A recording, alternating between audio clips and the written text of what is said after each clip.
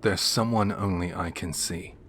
They've been appearing ever since I was a kid, always right before someone in the family dies. And they've never changed, not once. Same figure, same clothes, same expression for decades. That's how I know it's not a person. But for convenience, I'll refer to them as the person, or simply them. The first time I saw them was before my grandmother passed away, then again before my grandfather died, even before an uncle I barely spoke to. The same thing. And it wasn't just blood relatives either. When misfortune came for someone connected to the family, even through marriage, like my cousin's wife, they would show up. Every time. They never do anything. They don't move. They don't speak. They just exist, standing there. And they look exactly like a human being. They blend in, almost too well. But there's something off, something wrong, enough that makes my brain flag them always. Maybe it's because they're always wearing the exact same outfit. Their face never changes, their posture never changes. It's like they're frozen in time. And apparently I'm the only one who can see them. If you ask me their gender, I couldn't say. They could be male, could be female. It shifts or blurs.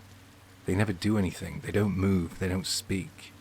But the face is always blank, emotionless, expressionless, and they're always standing just barely within the edge of my vision. Never directly in front of me. Always just off to the side. I've never seen them inside a building, by the way, only outdoors. They don't announce themselves, they just slip in, quietly, when I'm distracted, when I'm zoning out. And suddenly they're there, in the corner of my eye. And like clockwork, not long after, someone dies. For a while there hadn't been any deaths in the family, I'd almost forgotten about them entirely. But then last spring, they came back. I had skipped work that day and I was standing outside a convenience store smoking. I happened to glance up, and across the street, in front of a house on the other side of the road, there they were.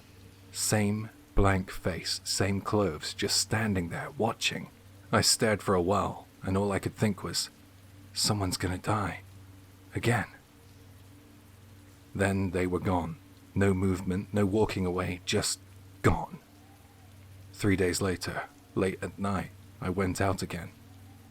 I headed to a different convenience store to grab something, and they appeared again.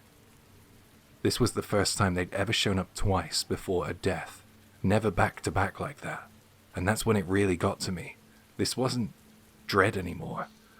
This was a jolt of something deeper, fear, because I'd never seen them twice like that before, and because I was distracted by their sudden appearance, I didn't notice the car. It came out of nowhere. It didn't stop, it didn't slow down. If I had been even a few inches farther out into the street, the front of the car would have hit me dead on. The front wheel of my bike scraped past the bumper. That's how close it was. It was my fault. Well, partly. But the driver didn't even try to stop. No brake lights, no hesitation, no surrender. My heart was still pounding when I chased the car down a few meters to where it had stopped. I walked up to the driver's side window, half ready to yell, and then I saw them. The same person, the one who'd always been there before someone else died, now sitting in the driver's seat staring back at me through the glass. But this time the blank expression was gone. They looked angry, their face twisted into a glare of unmistakable hatred. It was the first time I'd seen them emote at all. And then they clicked their tongue and pulled away. Until that moment, I had always thought of them as a sort of passive observer, a neutral presence, maybe even a messenger. Something that arrived because death was near. Not something that caused it. But the look they gave me, that look changed everything. That's when it hit me. This wasn't a warning, it was a hunt. They hadn't been watching the deaths, they'd been causing them. And I had just slipped through their fingers. Since that night, I haven't seen them again. No more appearances, no more accidents, no one in the family has died, and I'm still here. But sometimes when I'm walking alone, and the air feels just a little too quiet, I wonder, did they give up? Or are they still out there, waiting for a better chance, a cleaner strike? Maybe next time, they won't miss.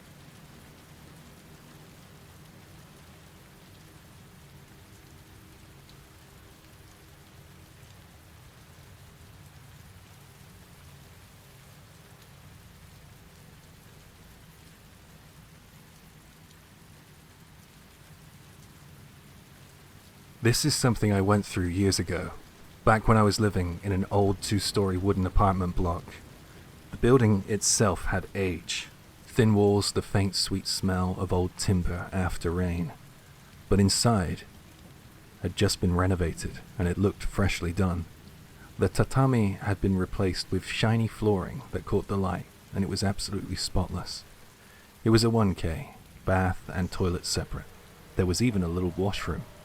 If I remember right, the kitchen was about 4 tatami mats wide, and the living room about 6, so it wasn't massive, but it was great for me. And the rent was the best part. It was only 40,000 yen. For central Tokyo, that was a bargain. And personally, I loved the place. But there's always a catch. That night I'd been out late at a company drinking party, so I think I reached my apartment a little before 1 in the morning. I took the last train home. I climbed the outdoor stairway and walked down the landing to my door. Something about it felt off. Looking back, I really wish I listened to that twinge and decided not to go in.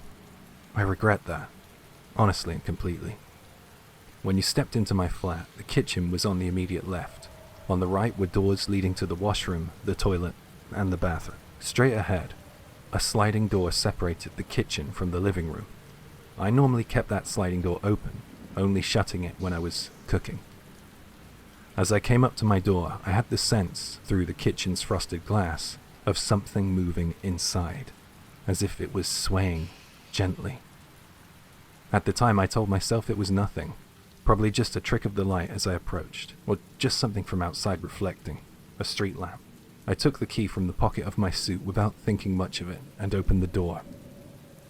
And that's when I realized something in the room was moving. My apartment was mostly dark, so it was hard to make out, but there was something long hanging from the living room ceiling, right there at the opening of the sliding door, which had been left slightly ajar. It was drifting slowly, so slowly, just rocking side to side. I had never put anything up like that, so I stopped where I stood, unsure what I was looking at. After a few moments, my eyes adjusted, with the help of the moonlight leaking in from the outside, and by really focusing on it, I realized it was somehow a human head. I don't know how to explain it properly, but it was as if a person was hanging upside down from the ceiling, from a place where the nape met the ceiling. A head and its long hair were pushing down into my room, using the weight of whatever body might have been hidden above the ceiling. It swung back and forth like a pendulum. I couldn't see a face. I could tell it was turned away from me. And after a while I noticed that the swinging had grown stronger than before. At first, it had been a lazy side-to-side drift. Now it had become longer, heavier. Its arc slower, then longer and longer. With that, the range of motion grew wider. I didn't dare move. More than anything, I was terrified that if I made a sound, it might turn towards me. That thought alone pinned me in place. And then the swinging became more vigorous, from right to left, left to right. Each sweep set the long hair chasing after it in a violent rush. I could just make out the dry hush of hair brushing in the air, and the wooden ceiling began to complain in low creaks. The pace quickened further, the arc widening until the head started striking the ceiling at that exact point. Thud, thud, thud. It was hammering at a frightening pace. The long hair whipped and tangled into a mess. The hiss of the hair, cutting the air, wasn't faint anymore. It was crisp, like a stiff brush being dragged over wood. The ceiling answered in tight, painful creaks, the old beams bowing under strain, as if something up there was leaning harder into the swing. This is bad, was all my brain could manage. I squeezed my eyes shut for a second, and then a barrage of knocks detonated behind me, on my front door. Not a polite tap, a hard, urgent rattle that made the metal skin of the door vibrate. Every part of me was locked up. The thing in the living room was still beating the ceiling, thudding away, hair whispering and snapping around it, while the door boomed again behind me. Pinned between the two, I couldn't decide which way to move. My mouth was dry. Another round of pounding. I forced myself to turn inch by inch, and I slid towards the door, keeping the thing in my peripheral vision as long as I dared. I unlatched it and pulled it open a crack. My neighbor stood there in slippers, face unreadable, in a low voice.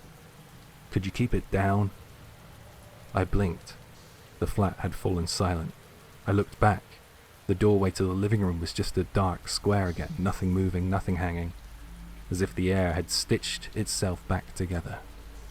I didn't even try to step inside. I shut the door and walked to the stairs without looking left or right, and I spent the night under the fluorescent lights of a nearby net cafe. In the morning, with daylight making me braver, I went to the apartment. Everything looked normal, except on the floor, beneath the spot in the ceiling where that thing had dangled. There were a few long strands of hair scattered about. After that, I took only what I needed from the flat, and I spent a few weeks living out of cheap hotels until I could move out, and I got out of there as quickly as I could.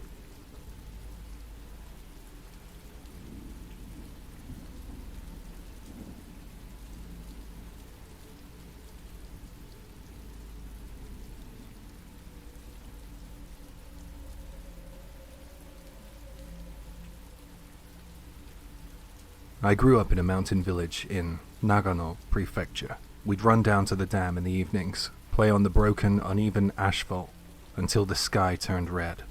Sometimes I'd sit near the old graveyard by the water, staring out at the distant glow of city lights.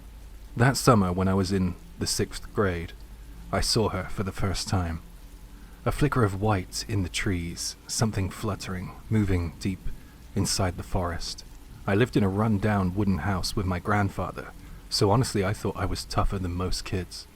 I wasn't afraid of graves or the dark or anything like that. But when I saw her, I made an audible gasp. I couldn't say a word. And then she spoke first. The words tumbled out fast, too fast, like a chant or some foreign language I couldn't understand. She talked and talked, like she was either desperate or excited, and then she suddenly went quiet. And in a slow, deliberate voice, she said one phrase. I couldn't quite catch it, but if I had to write it down, it sounded like something, keteja. The first part was impossible to hear. When I came back to myself, I was lying in my futon at home.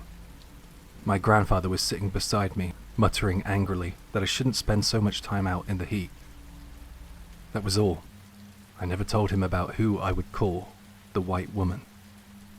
But after that day, my life stopped being normal.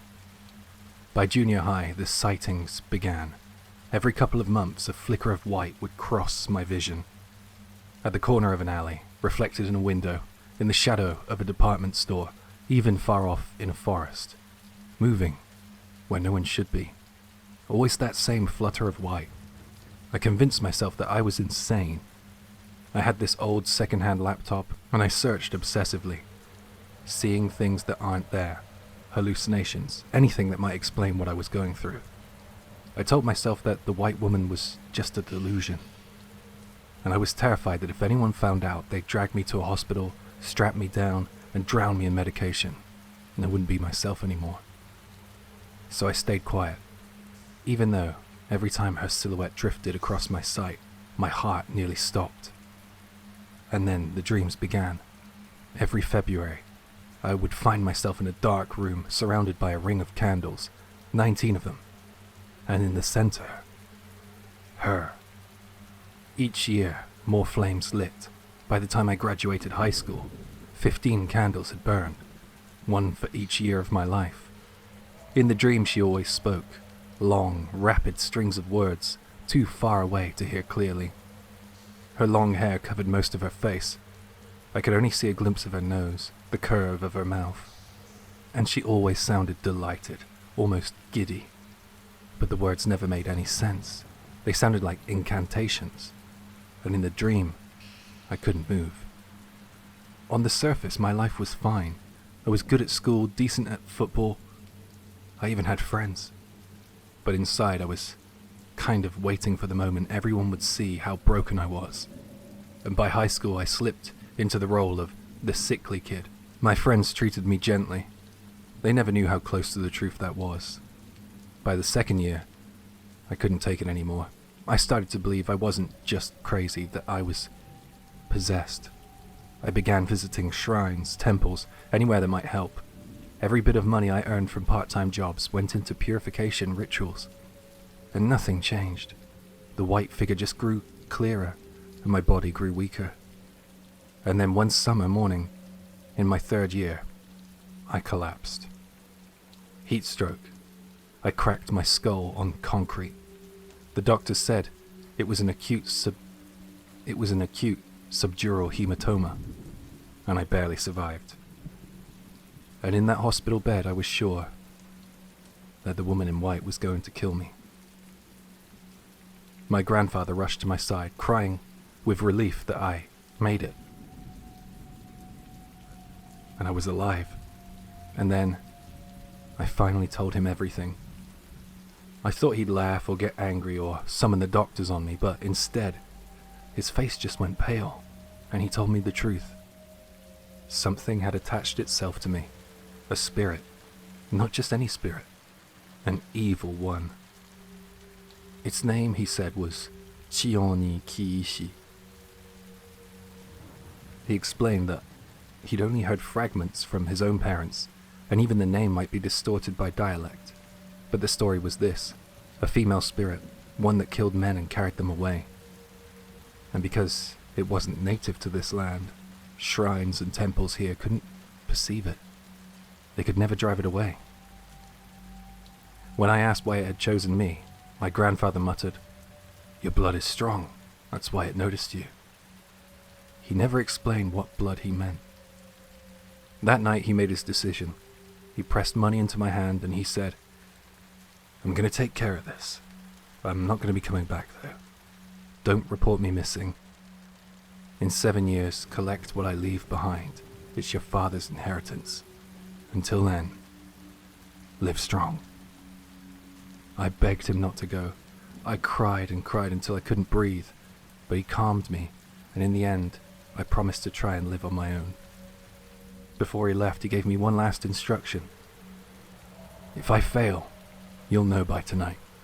You'll see it in your dream. If that happens, go back to the mountain where you first saw her.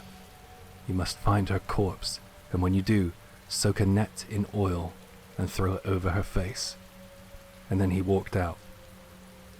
And that was the last time I ever saw my grandfather. That night I dreamed again. I was in the same dark room, the same circle of candles, the same woman in white. But this time, my grandfather was there. He sat between us, shouting at her, in that same uncanny language, and she screamed back, her voice rising, her hair thrashing as she lurched forward. But he never moved. He stood his ground, blocking her from me. And for the first time I saw her face clearly. Across her forehead, an unknown script was scrawled, packed so tightly it covered her skin. But her eyes, well, they weren't really eyes at all. They were just hollow pits, darkness staring straight at me. I couldn't look away though. The shouting continued until finally, slowly, she stepped back. She sank into the circle of candles and turned her back on me. And then my grandfather turned to me and smiled. "It's all right. I bought you some time. She won't touch you until you're 24. But by then, you must find her corpse. Originally, you only had 1 year left. But now, you've got a chance. Live well." He patted my shoulder, and the dream ended. And when I woke up, I swear I could feel the slight warmth of a hand on my shoulder. But I was alone in the hospital. After that night, my grandfather never came back. The villagers searched the mountain for days, combing the forest, calling his name, but they found nothing. No footprints, no belongings, not even a trace. It was as if he'd simply vanished into the trees. And yet I knew. That night in the dream, he stayed behind to fight her. He bought me time. But the job isn't finished. He told me if I wanted to survive past 24, I'd have to do what he couldn't. Go back to the mountains where I first saw her, find her body, and throw an oil-soaked net across her face. They never found my grandfather, and I've never found her corpse. Now I live in Tokyo, half in despair, half pretending to be normal. The dreams haven't returned, but the name, Chiyoniki Ishi, and those hollow eyes, they've never left me. If anyone knows where she came from or what she is, please tell me. Because I don't know how much time I got left.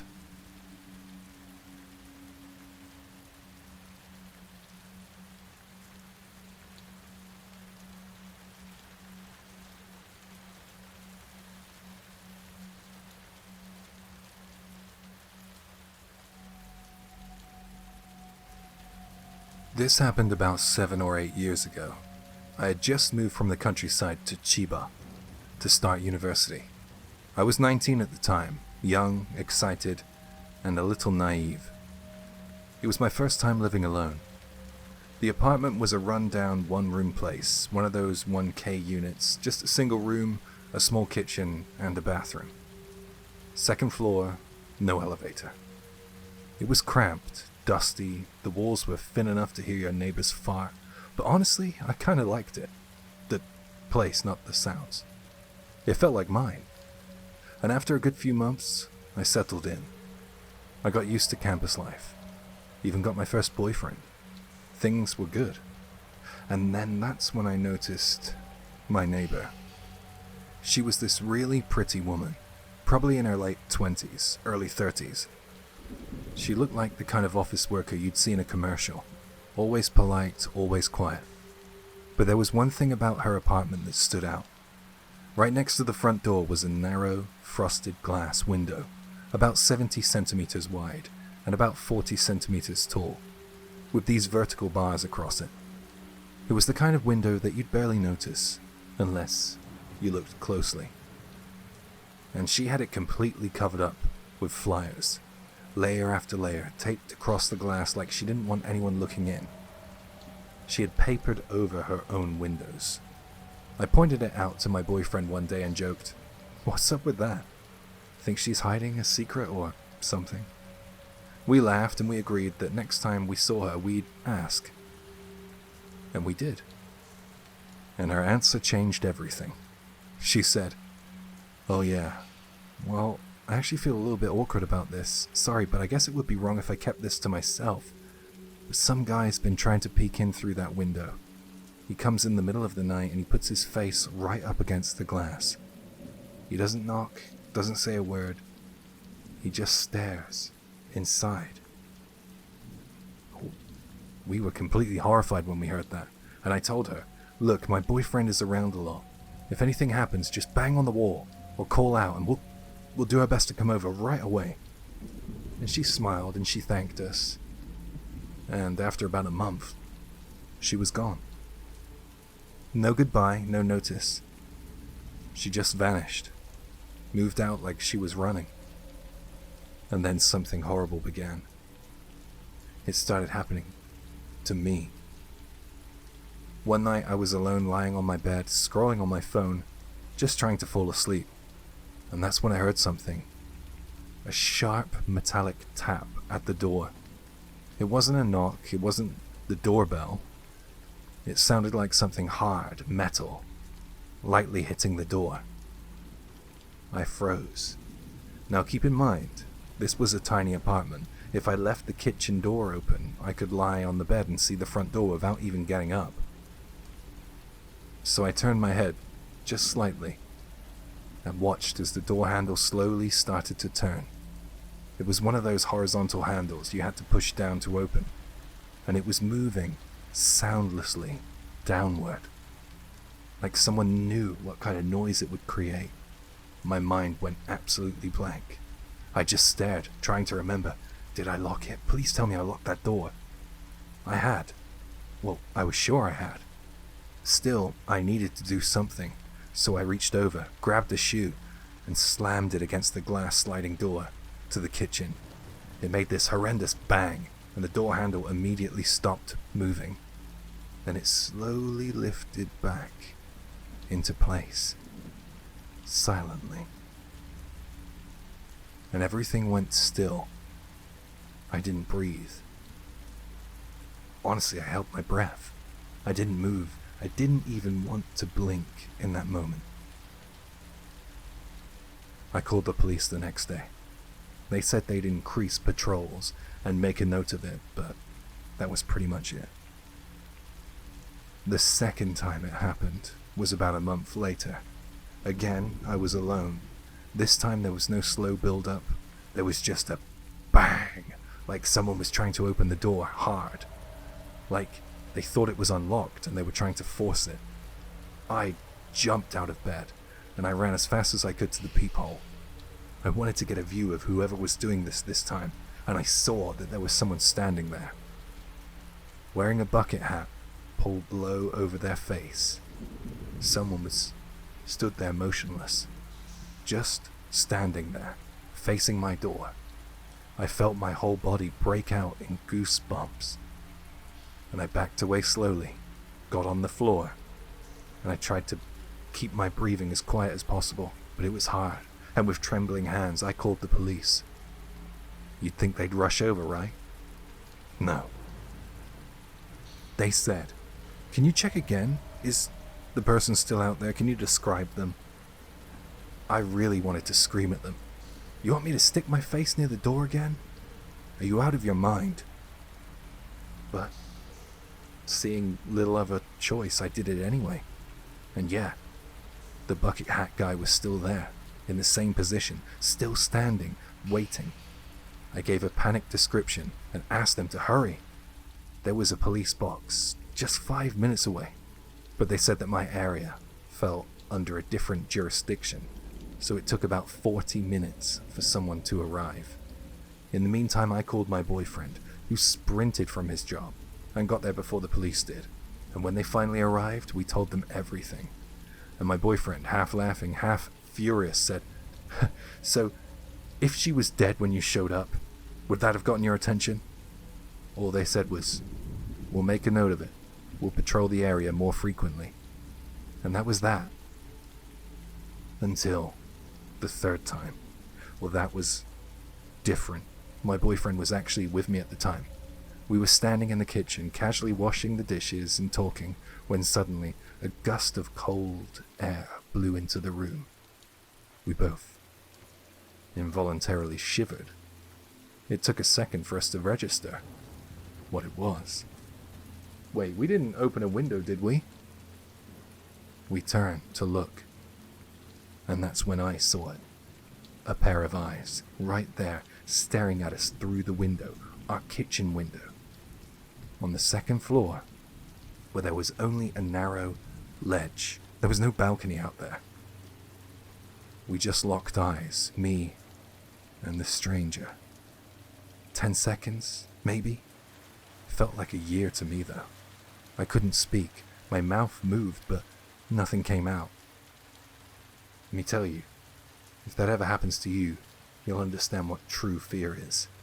I tapped my boyfriend's shoulder, and I pointed, and I tried to say something, but the fear just locked my voice up. He saw, and he bolted out of that door, sprinting down the stairs. I followed a few seconds behind, but by the time I reached the hallway, I saw him. The guy, He was already on a mountain bike, pedaling away. He'd been prepared. We looked at the window from outside, and one of the metal bars had been broken. The one thing that was supposed to keep people from looking in, and he'd snapped it. And the worst part? Our bathroom was right next to that window. It was an old apartment, and there wasn't exactly a place to get changed other than the bathroom. So every time I stepped out of the shower, I was completely exposed. He'd probably been watching for weeks. We moved out immediately after that. Years passed, and sadly, eventually I broke up with that boyfriend. I graduated, got a job, and life moved on. But one day, not too long ago, I actually bumped into my ex-boyfriend, by chance. We actually had a coffee, caught up, and of course, that weird stalker came up. We laughed about it, and I said stuff like, "Hey, he was probably only watching me after the pretty neighbor moved out." Like it was all some messed up chain reaction. But then my ex suddenly went quiet, and he looked serious, and then he said, "I'm sorry, but there's something I never told you. That night I chased that guy. You know, when he had the bike. I didn't want to scare you, but he had a knife.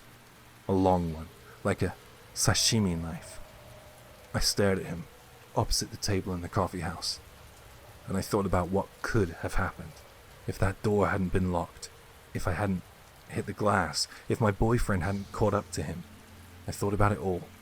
That whole area was full of cheap apartments for students, thin doors, no security. Basically, easy targets. Was he a stalker? A pervert? A robber? Or maybe something worse? Something I don't want to mention.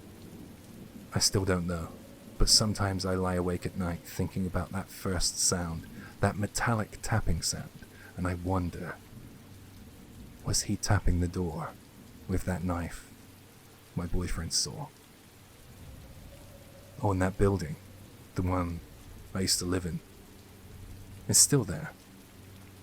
There's only one thing I can say about the whole thing, and that is, I hope the police did increase their patrols.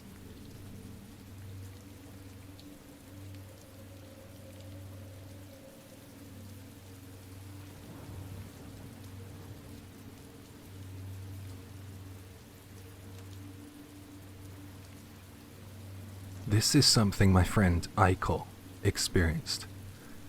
At the time, she was working as a nurse at a large hospital in Akita. The building was old, the paint on the walls were discolored, the stair rails smooth from decades of hands, and the floors carried that faint smell of antiseptic mixed with damp concrete. Plans were already in place to move to a newer facility, so the staff were busy sorting through each ward, deciding what to bring and what to leave behind. Aiko was assigned to pediatrics. That meant not only dealing with patient files and equipment, but also the hundreds of toys that had been collected over the years.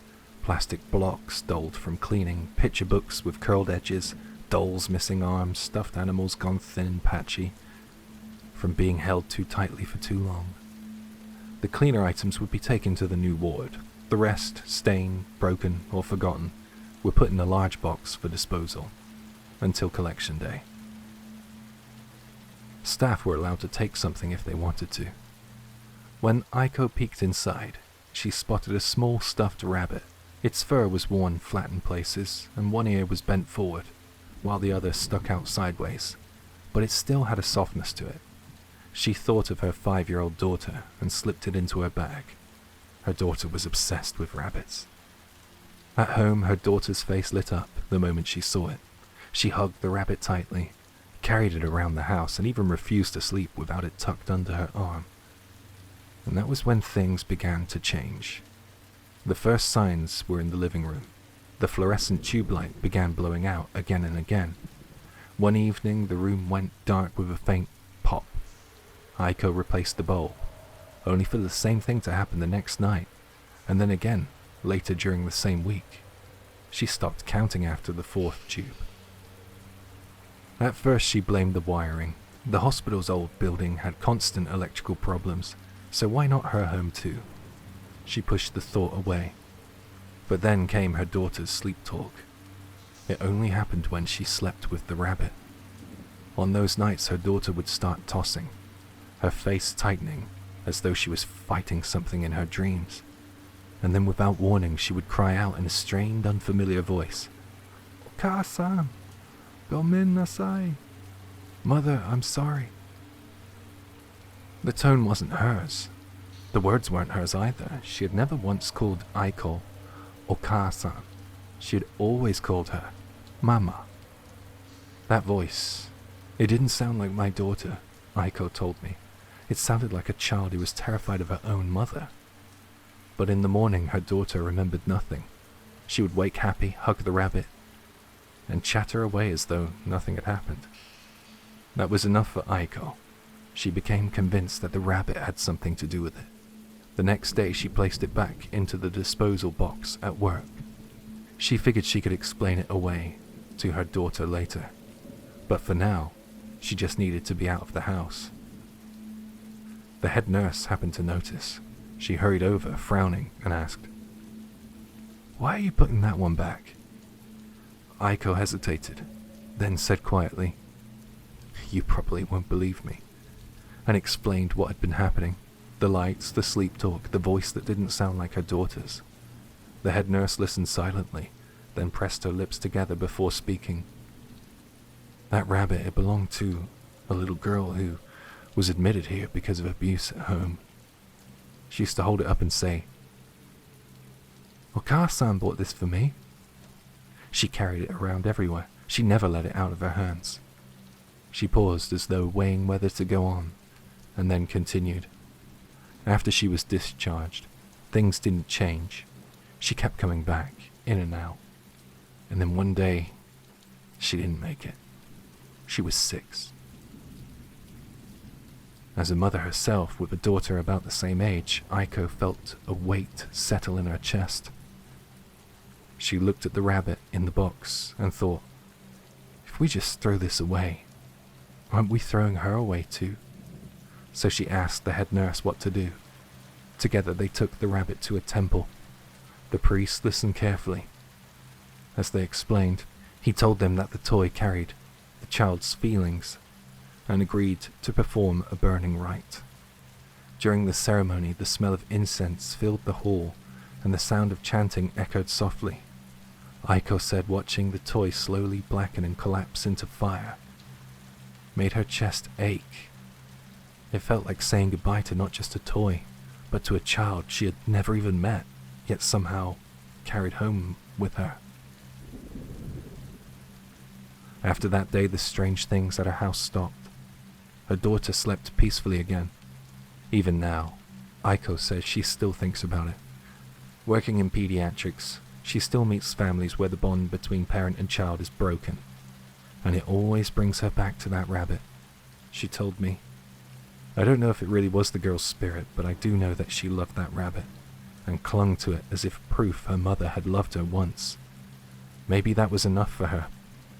And when I carried it to the temple, I thought, at least now, someone is carrying her properly, even if it is just this once.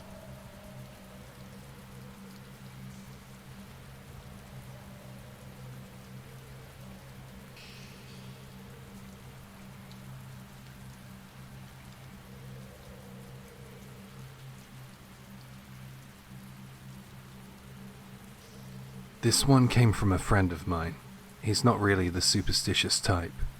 What he is obsessed with abandoned villages. You'd be surprised how many there are in Japan.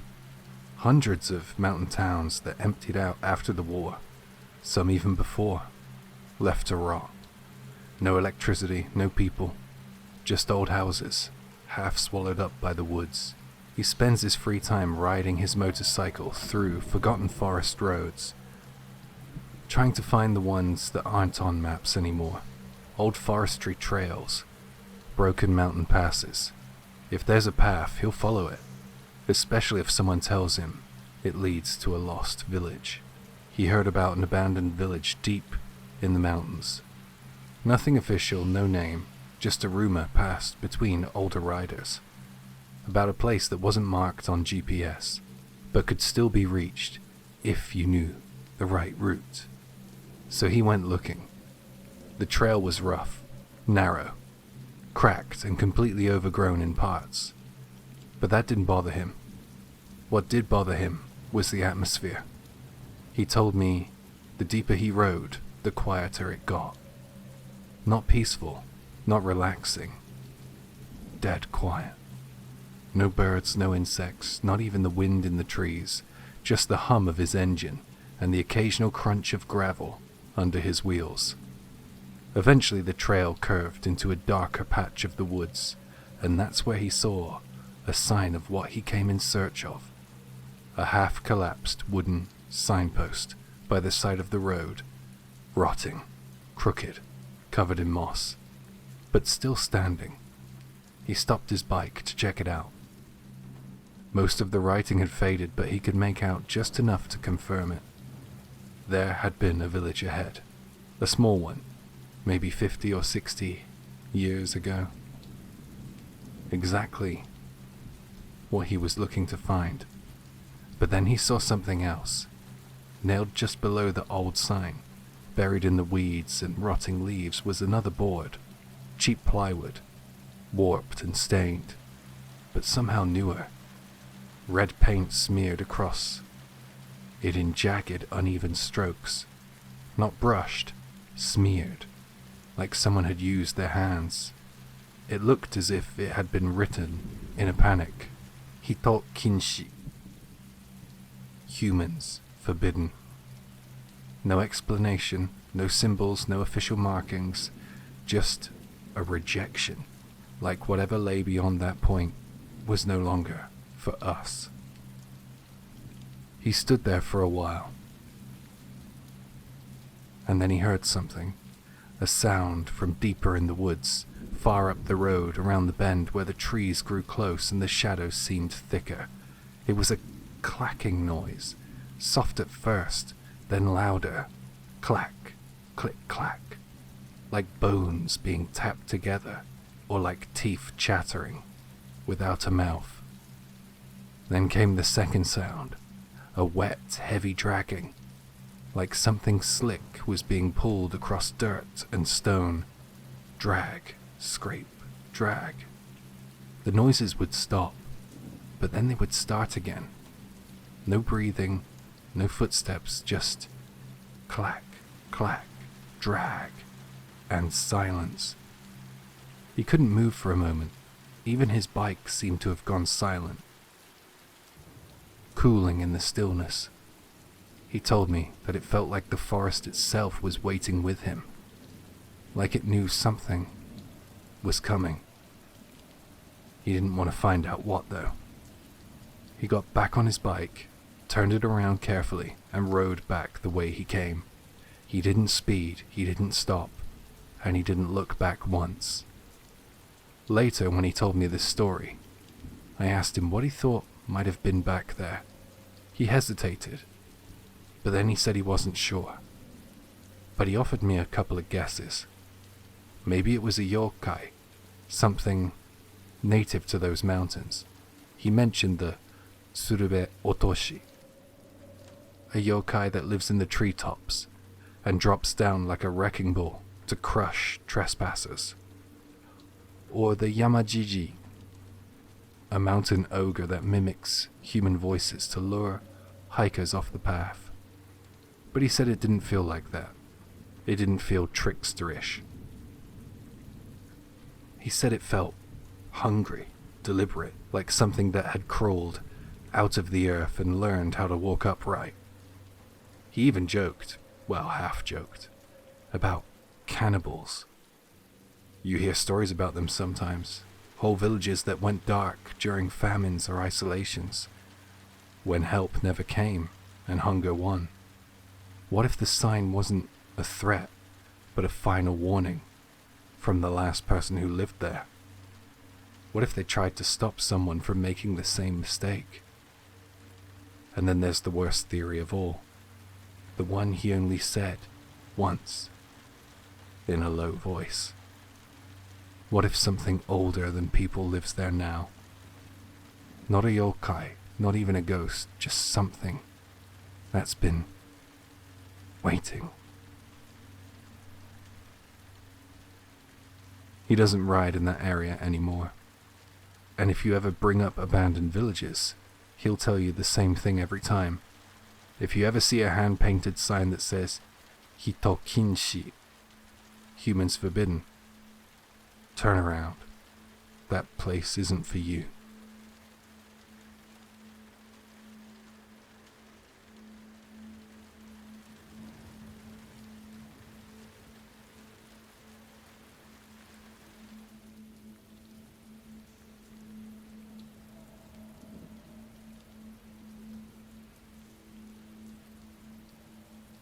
This happened several years ago. At the time I was a student, and I had a boyfriend who went to the same school. We'd been dating for about a year, when, on a whim, we decided to take a short trip together to Karuizawa. It was early March, and even in central Tokyo, it was snowing heavily that day. Both of us had packed schedules, and we rarely had time to travel. But we decided to go anyway. It was our first trip as a couple. Since we were both on tight budgets, we drove instead of taking the train. The further we got from Tokyo, the worse the snow became, and by the time we reached Karuizawa, the snow was so deep that just stepping into it swallowed our legs up to our knees. We had tire chains on, but going any deeper into the mountains started to feel risky, so we decided to stop somewhere relatively safe and look for a place to stay the night. Even though it was spring break season, we made the very poor decision to rely on a tourist guidebook and search for a place to stay that day without a reservation. Naturally, every place in the central Karuizawa area was fully booked, so we got turned away from place after place. Eventually, we gave up on staying in Karuizawa proper and decided to look for a hotel in one of the nearby towns or on the outskirts. Using the guidebook, we started calling the remaining hotels, going down the list one by one. And by the time we were down to just a handful of options and starting to get really anxious, we finally made a call that went like this. "Hi, do you happen to have a room for 2 people tonight?" I'm terribly sorry, but we're currently full." "Oh, I see. Well, thanks anyway. Just wait a moment." "Yeah, okay. Yeah, actually, we may have one room available after 7 p.m. Would that work for you?" It was around 3 p.m. when we called, so we still had several hours to kill, but we had no better leads, and honestly, we were starting to feel desperate. So we jumped at the chance and booked the room immediately. We drove around a bit to find a spot where the snow wasn't as heavy and killed time until the promised hour. We arrived at our hotel just before 7 o'clock. The place was strange. It was somewhere between a business hotel and a budget tourist inn. Not exactly romantic, and definitely not the kind of place you'd pick for your first trip as a couple. But at that point, we weren't in any position to be picky. When we tried to check in, they told us that the room still wasn't ready. We were confused and slightly annoyed. "It's already after 7 and the room isn't ready?" we muttered to each other, half joking, half grumbling. We ended up waiting another 20 minutes or so before finally getting shown to our room. We dropped off our bags and looked around, checking out what would be our room for the night. It was a small twin room with 2 beds. There was just enough space to walk between the beds, one of which was pushed up against the wall. The other was placed with about 10 centimeters of space between it and the window. Outside the window, the roof of the floor below stretched out like a makeshift balcony. There was a small TV on the wall at the foot of the bed, and beside it, a compact vanity mirror and dresser. As we looked around casually, something caught our eye. Right above the head of the bed that pressed against the wall, at about eye level, there were several brownish stains, about the size of 500 yen coins, blotched onto the wallpaper. They seemed to be seeping from beneath the surface. Joking around, we said things like, "Doesn't that look like dried blood? I mean, blood does turn that color after a while, right?" We tried to laugh it off, A couple of hours passed. I was sitting on the edge of the bed and my boyfriend was relaxing in the chair by the dresser, sipping a bit of alcohol. At one point he adjusted the mirror slightly, and when he did, we caught sight of the wall behind it. There it was again. That same kind of stain. Thick, dark, brown. The same stains that have been on the wall by the bed.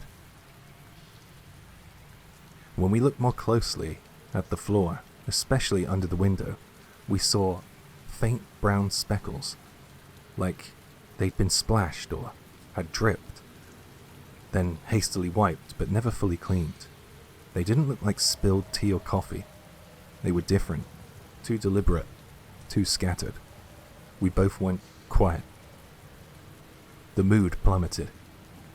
We stopped talking. There was nothing to joke about anymore. Trying not to think about it, we got ready for bed. I took the bed near the window, and before lying down, I lifted the curtain to check the snow outside, and I froze. There, on the window frame, a large brown streak. Just like the others, only bigger. It was smeared down the wallpaper, like something had oozed or dragged down from the top corner, leaving a long stained trail. I didn't say anything. My boyfriend was already lying down next to me, and I didn't want to scare him. He wasn't very good with stuff like this. I just turned my back to the window and pulled the blanket up over my head and squeezed my eyes shut and tried to pretend I hadn't seen anything. Then at some point, I guess I must have fallen asleep. When I woke up, it was morning. The snow had stopped and the weather had cleared up completely. We checked out and spent the day wandering around the Karuizawa area before heading back to Tokyo. On the drive home, we stopped by at a family restaurant to eat, and while we waited for our food, my boyfriend suddenly spoke, his expression serious. "Hey, did you notice those stains on the wall? Brown ones? Ones we said looked like dried blood?" I didn't want to freak you out, so I didn't bring it up, but seriously, what did you think? I answered carefully. "Yeah, I thought they looked like blood too, if I'm honest. But I mean, they wouldn't let us sleep in a room like that if it really was that, right? It must have been something else." I didn't believe what I was saying, but I just didn't want him to panic, so I kind of lied. And then he said, "Actually, I didn't want to say this earlier, but I had a dream that night. And I never dream, I'm not the type. But this one felt real. It was in color, but it had no sound. I was in that room, the exact room where we stayed, and I was looking down at it like I was watching from the ceiling. There was a middle-aged man in the room, and he was stabbing a high school girl over and over with a knife. She ran around the room trying to escape, leaving bloody handprints right where those stains were, and in the end he dragged her body out through the window. I've been trying not to think about it, but I can't shake it. It felt so real." I hesitated and said, "I saw something too. The stain. It wasn't just on the wall. There was a long brown smear running down the window frame." He went silent. About a month passed. Nothing unusual happened. We went back to our usual routines, but then one day my boyfriend came to me, looking pale as a sheet. I don't believe in ghosts or anything like that, but I couldn't stop thinking about that dream. So I started going to the library, just checking newspaper archives, in case. I didn't expect to find anything, but yesterday I did. The hotel had a different name back then, but the address matched. It was the same building. Years ago, a man murdered a young girl in there. The article didn't have a photo or much detail. It was just a small piece, but the timing, the description, I think the dream I saw was that. I think I saw what happened in that room. To this day, I don't know what that dream was. Maybe it was a coincidence, maybe not. We were lucky, I guess. Aside from the stains, the dream, the silence, nothing else happened to us. But I'll never forget that room, and I'll never forget those stains. And I'll never forget those stains. Hi, Jay here. I had a look for any potential true crime stories that could be linked to this story, but I came up short. I would just like to add a couple of points to ponder on. Regarding the dream, some spiritual beliefs, especially in rural or Shinto-rooted contexts, hold that the soul of the dead reaches out to the living through dreams, especially to those who sleep in a place where they died. And hotel names can change after a crime, especially with jikobuken, stigmatized properties. Real estate and hospitality businesses will rebrand buildings after traumatic incidences to avoid the association.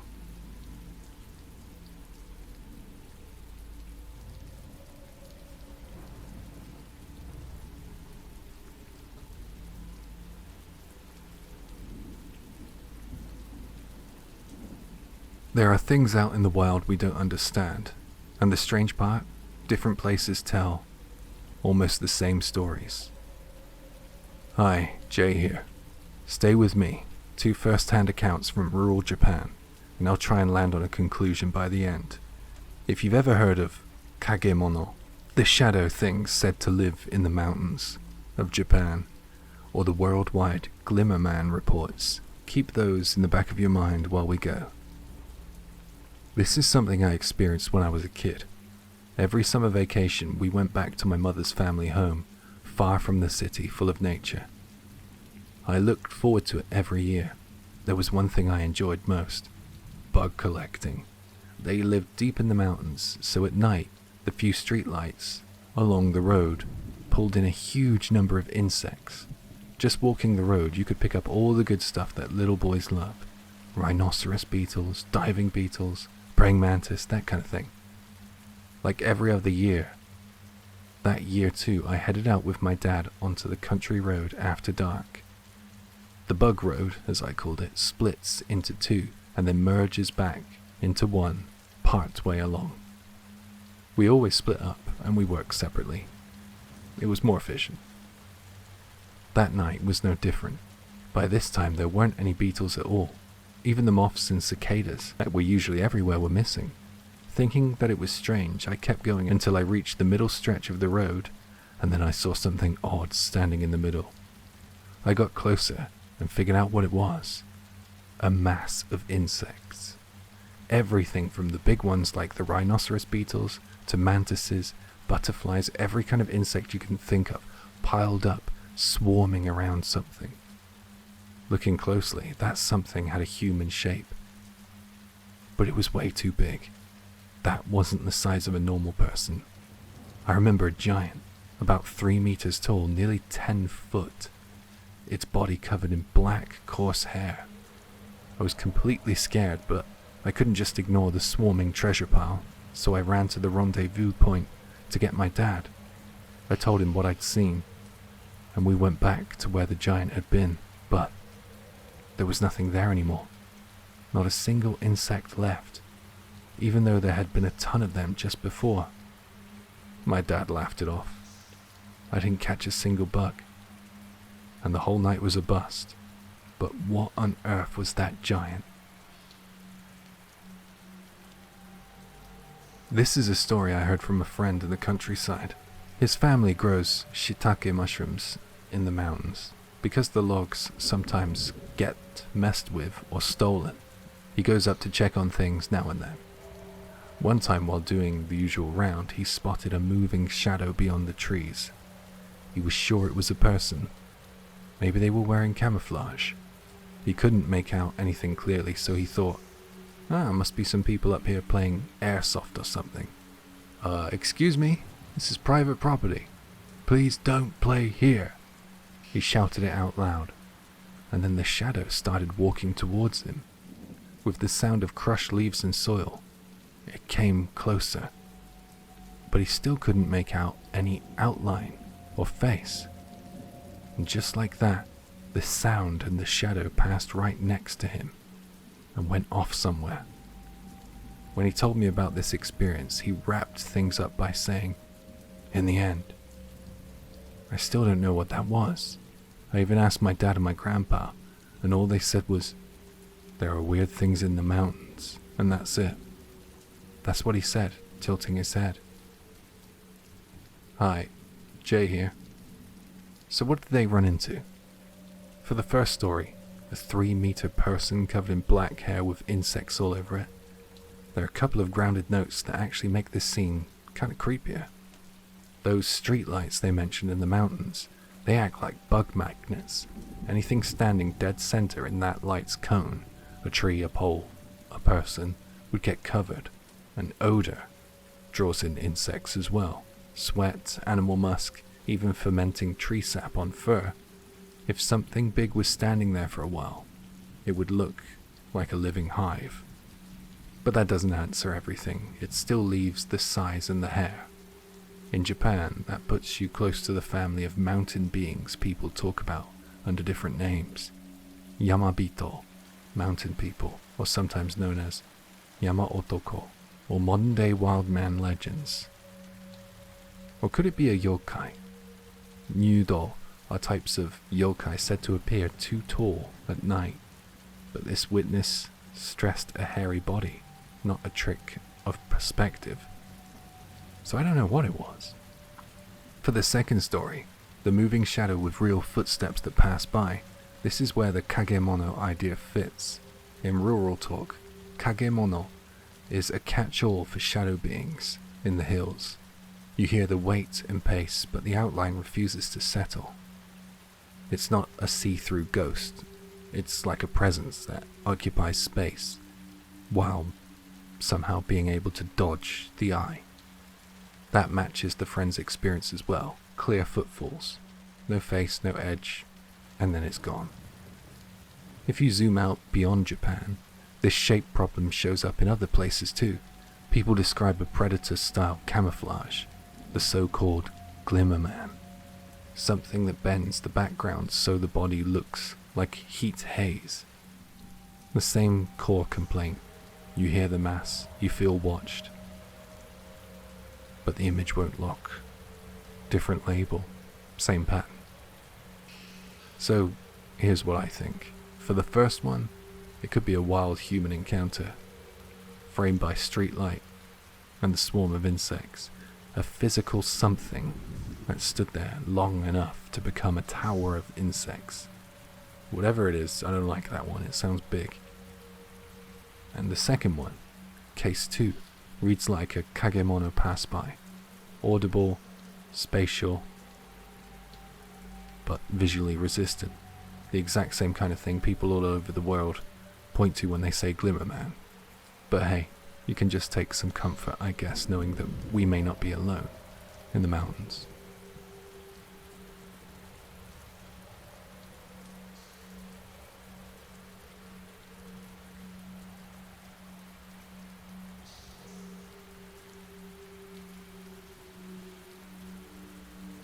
Lately, everything in my surroundings feels wrong. Have you ever felt like that? Most things match, but they're a shade off. What exists, exists. What doesn't, doesn't. Only the amounts or the purpose they're used for are different. People around me keep pointing things out. Friends, acquaintances, work, contacts. They're all slightly different, though the projects in progress are the same. The pace of contact, and even how close we are, give me a sense of mismatch. There's this constant wrongness, and twisting myself to fit it is stressful. On the way to a hot spring, there was this landslide, so we detoured off the road we usually take. I think it started from there. My girlfriend is on this side of the environment too, now. I guess I don't make any sense. I should just tell you what's happening. Anyway, nobody takes me serious when I tell them. So this is my first post. When we were on the detour, at a certain spot I felt something was off. I told my girlfriend in the passenger seat, but she just ignored me. More like she didn't even register it. After we got home, we lived together. The first mismatch was the toothpaste. Almost full. I'd been thinking, even before we were planning on going to the hot springs, that we almost were out of toothpaste and I needed to buy some more.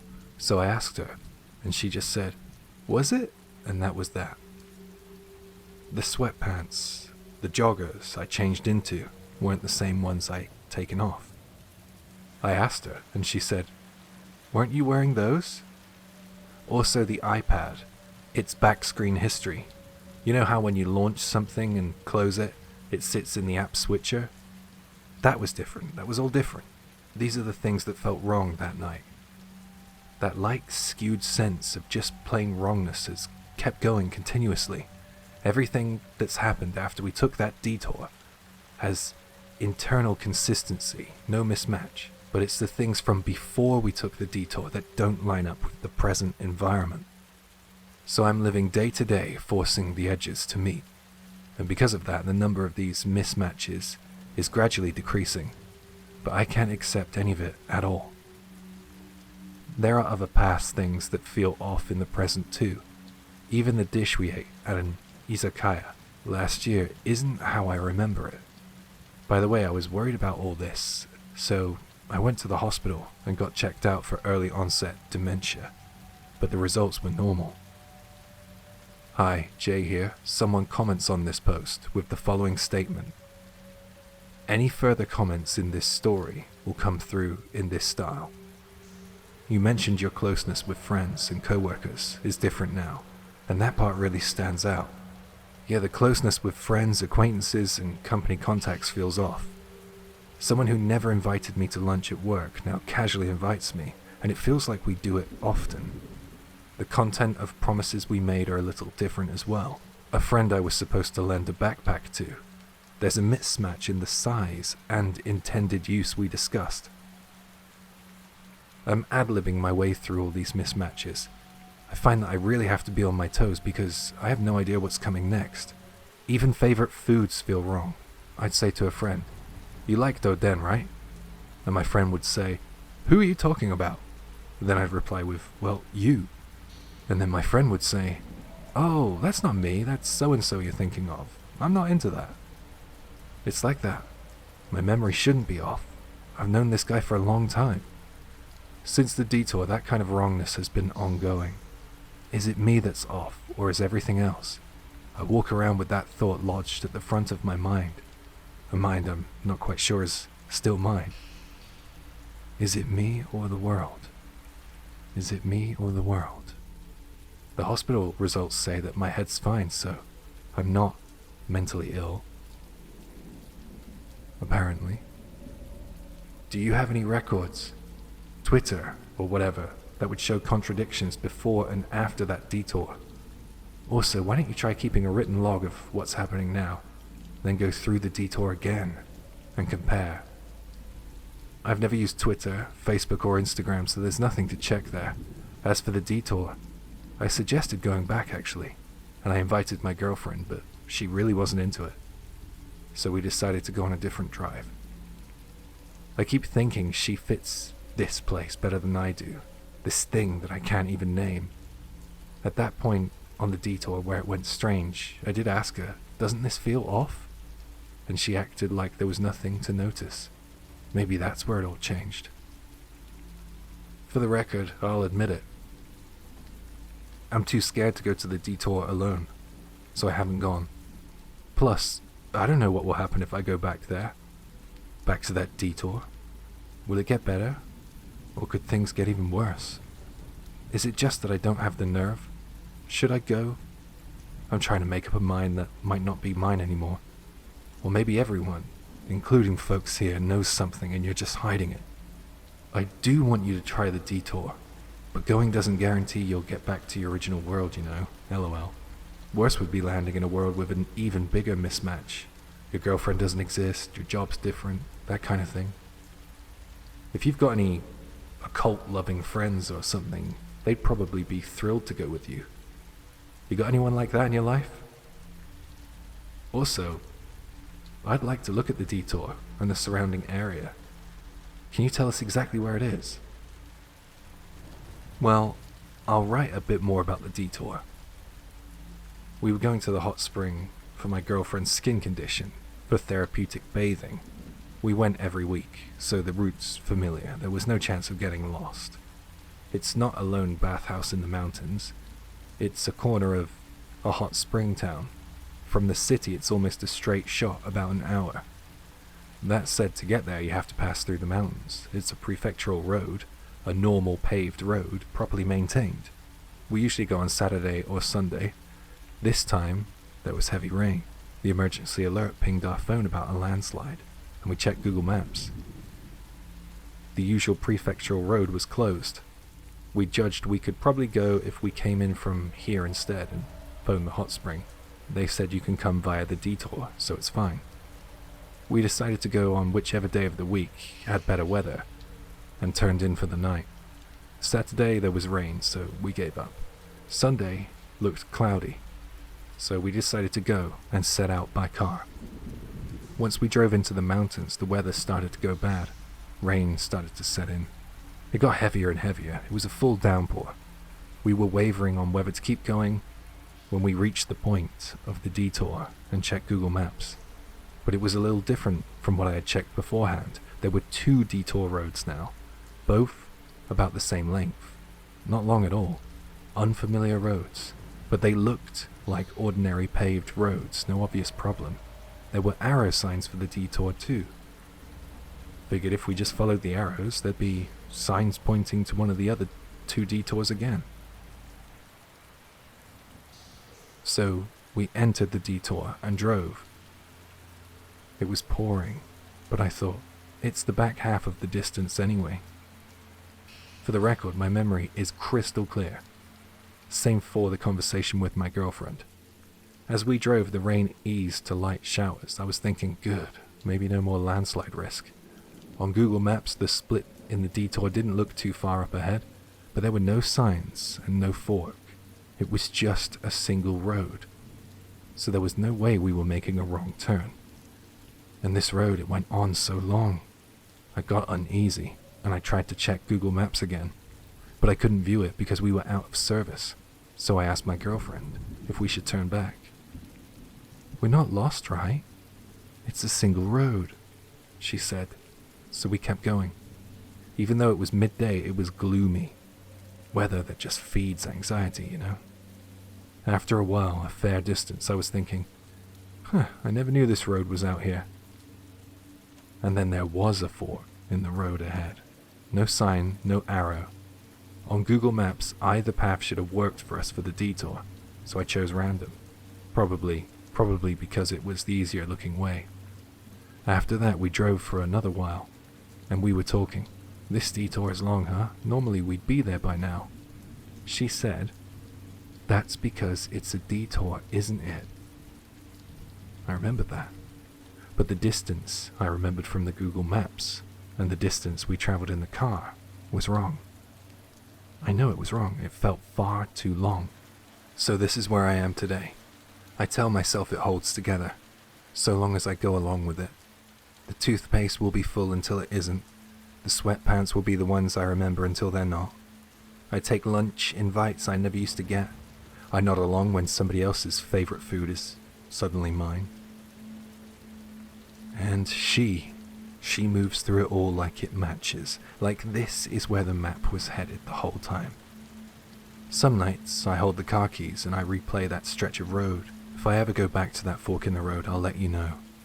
Until then, I'm still learning the rules of this version and pretending that they were always mine. It works mostly. It's livable mostly.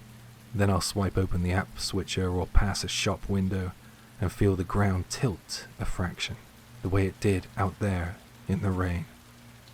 Is it me that's off, or is it everything else? Is it me that's off, or is it everything else?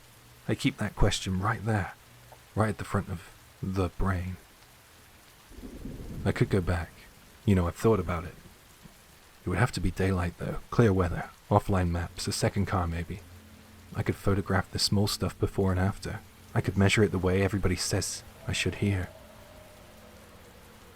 The thought makes my hands go cold though, because if the numbers say it's me, I have to live with that. And if they say it's the world, then I have to live with that too. I don't like either outcome. Maybe I'll drive it. Maybe tomorrow. Maybe I won't. Hi, Jay here. If you're looking for a shape to put around this, the mind offers a few. It was actually really interesting to look into theories after this, so I'm gonna drop some things I looked up. Let's nerd out for a moment. It starts with a single spark. Something is off here, and once that flare goes up, your attention begins sorting the world by confirmation. Little domestic shifts that always happen. Someone bought a new tube of toothpaste earlier, you swapped your sweatpants or joggers without even thinking about it. The app switch are reshuffled, and it gets read as proof. That's change blindness meeting memory consolidation. The brain edits between frames, then swears it always looked like that. There's also the way memories borrow from the neighbors. Tastes drift in life, schedules shift. One good lunch or one quiet project together can reset a rhythm you didn't see forming, and later you step into that room like you've missed a scene and assume the script changed. That's confabulation across social graphs.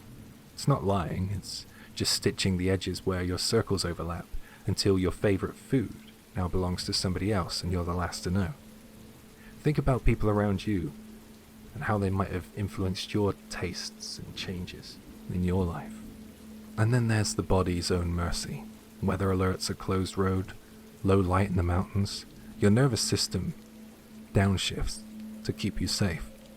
The world goes a shade flatter, a touch staged. That's a brief derealization, common, usually self-correcting, but can leave a seam your fingertips keep finding. After it passes, every mismatch brushes that line, and the feeling returns for a second, like the road under you is hollow. But hey, maybe it's one of those. Maybe it's a braid of all three. Or maybe it's none. And there's something we don't have a name for yet. Something that doesn't bend or falsify the map, but quietly retunes the traveler. Not a rip to universe. Just a nudge to who you are between morning and night. If that's true, you won't need a detour to change lanes. You'll just look up one evening and realize the world still fits. Only the fit isn't quite yours anymore. Only the fit isn't quite yours anymore.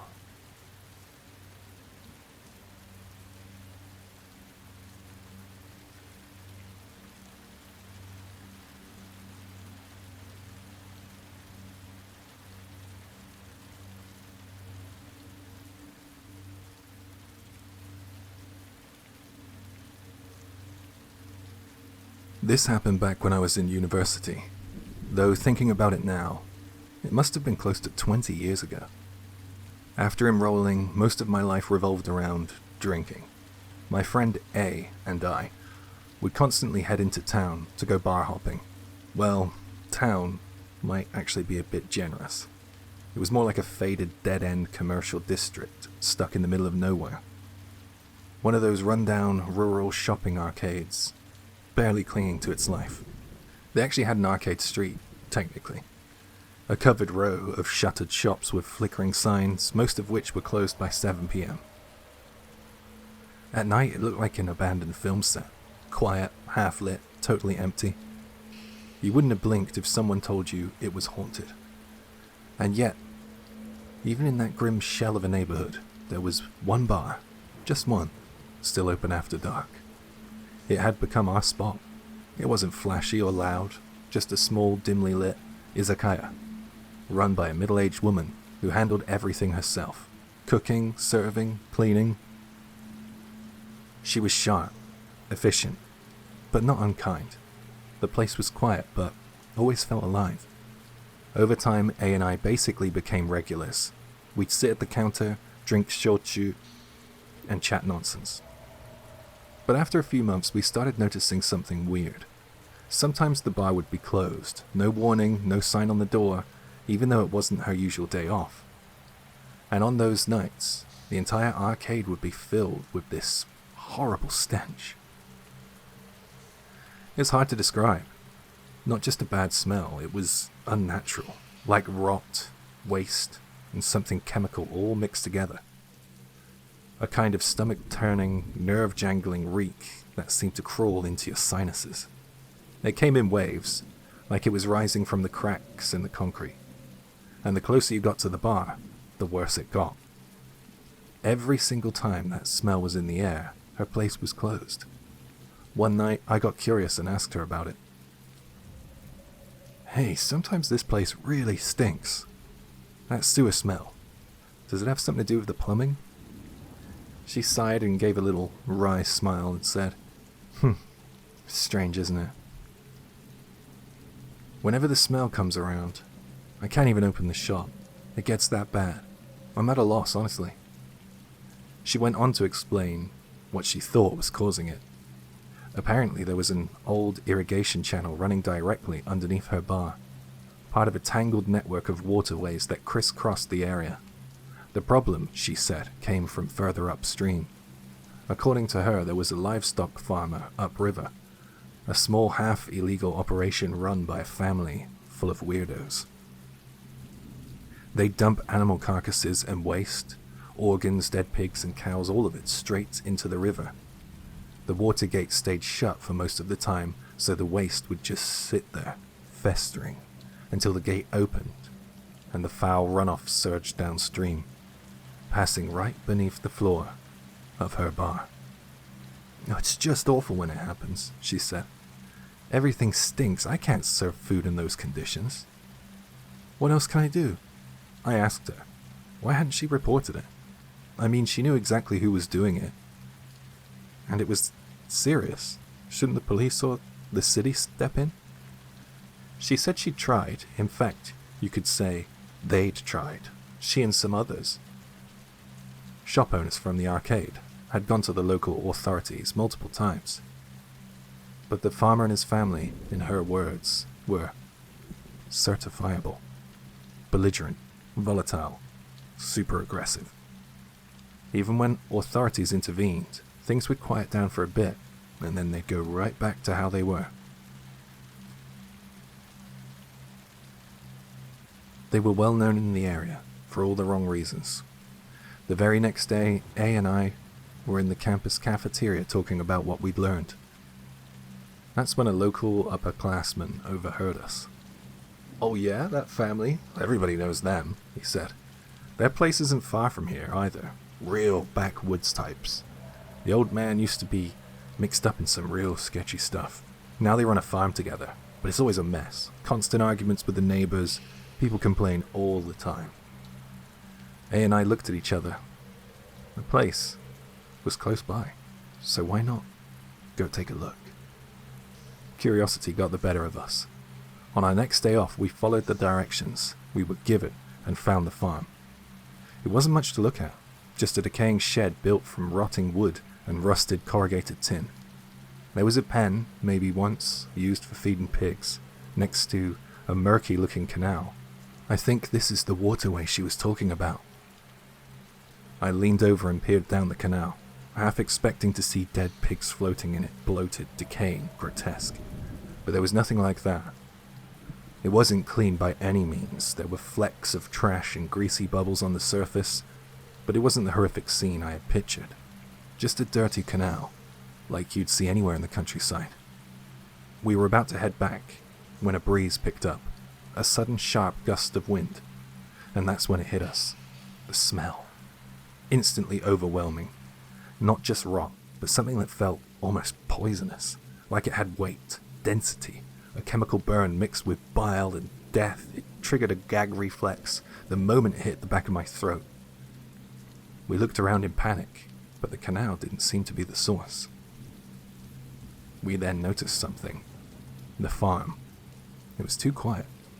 The pig pen usually sounds like chaos, grunts, squeals, movement, but this one was dead silence.